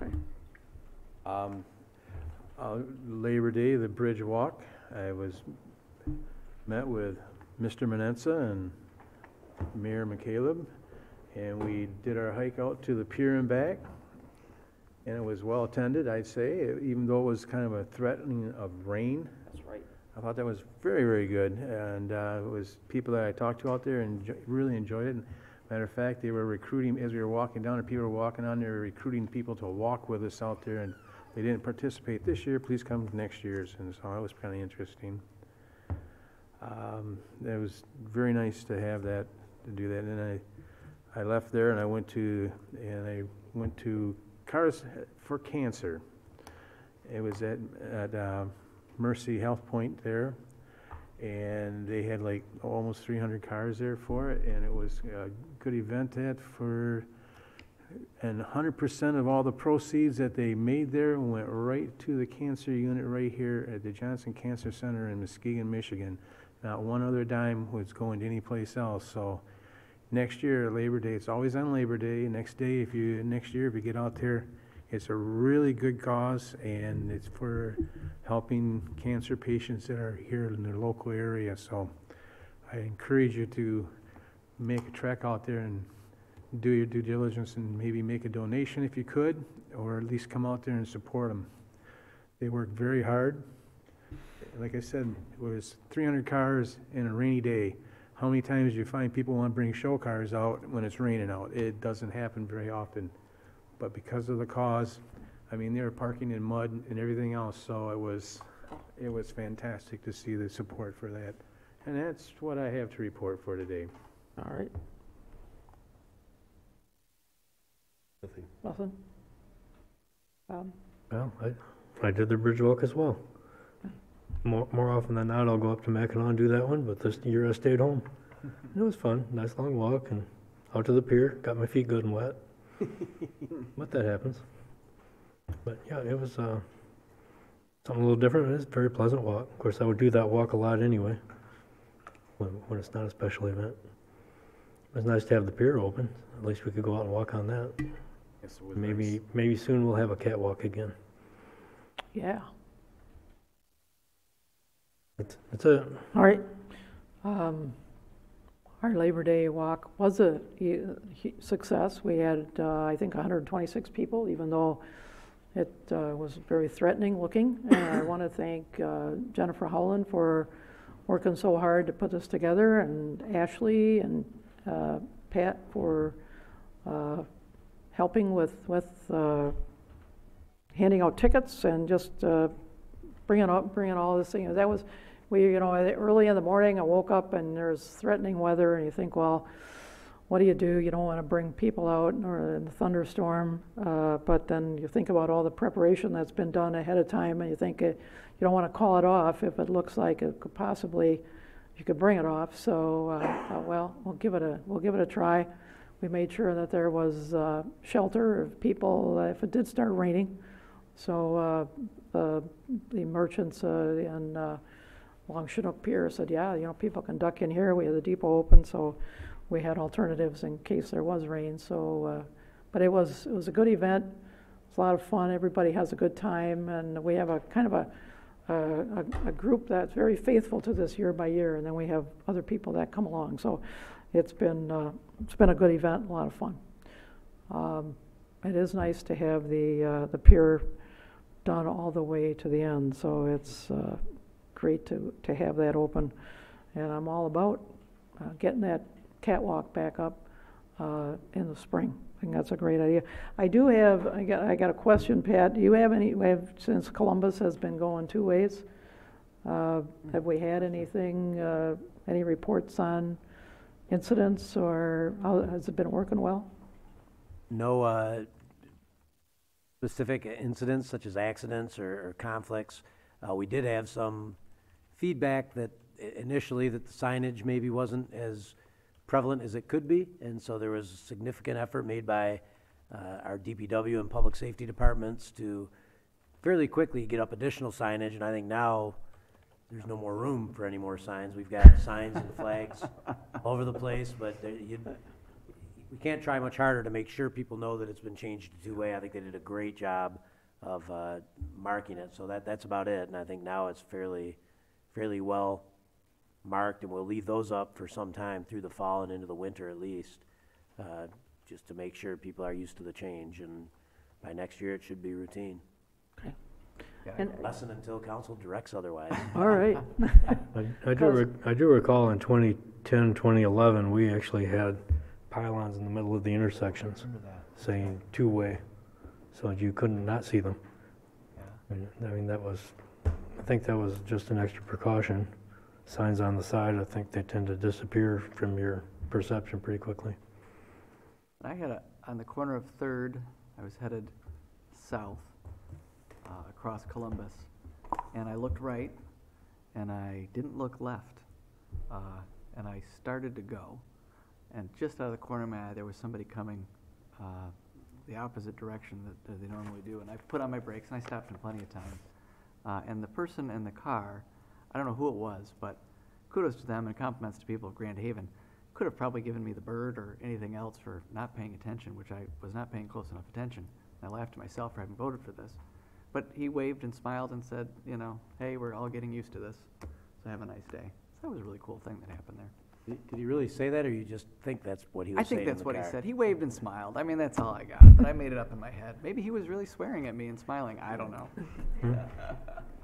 Sorry, Jerry. I think no, the other thing I'm thinking of, have we introduced Ashley to the world as far as we have now Ashley Latch, okay. the new administrative intern, the management intern in the city manager's office, took the place of Vester Davis Jr. and is already doing a great job. And any questions? That's what you're supposed to say. That's Wade's line. You'll have to come up with your own thing. That's it. All right. She's got to come up with her own version of that. And Ashley is a multi-talented young lady, and it's good to have you aboard. At this point, the other thing is I took a fabulous trip through the Upper Peninsula. I haven't been there in so long, and so I'm up there and I'm thinking, why did it take me so long to get back here? What an amazing, Michigan is like an amazing state with amazing natural resources and beauty that is beyond description. So had a great time in the UP, and I just love Michigan. It's a great place to be, great place to live. So we've already done the city manager's report, unless Pat wanted to say something else. And at this point, it's general business. Call the audience. This is one last opportunity to address council before we all go home. So just introduce yourself. Tell us where you live. Lane Sternberg, 1036 Colfax. ran for Board of Light and Power, lost to Larry and Jerry. I'm only 60. Couple things. I worried about you guys exceeding your authority. I'm not an attorney. I do have to wonder out loud what happens when one municipality exceeds its authority over another. Who files suit at that point? Just wondering aloud. Secondly, the awkwardness of the last 2 hours. That comes from capability. Not only do I think you guys exceeded your authority, you obviously exceeded your capability. Dave Walters, all hail. This guy is experienced. I don't know anybody that would argue his credibility, his sincerity, his technical expertise, except you guys. He gave, granted, a little dry presentation on the future of the BLP. Did you listen to it? Did you get it? He has a plan. He knows what he's doing. He does this stuff every day. He's a professional. But no, you guys thought, I tell you what, we'll take this into our authority and I don't even know what. I mean, I was going to scold you for a while, but it's like, I can't even do it because it's like, these last 2 hours were so awkward. You guys showed so much lack of understanding. By the way, philosophy class teaches us there is no common sense. It's one of the basic tenets of Philosophy 101. You've been scolded. Anyone else? If not, we will adjourn. Thank you.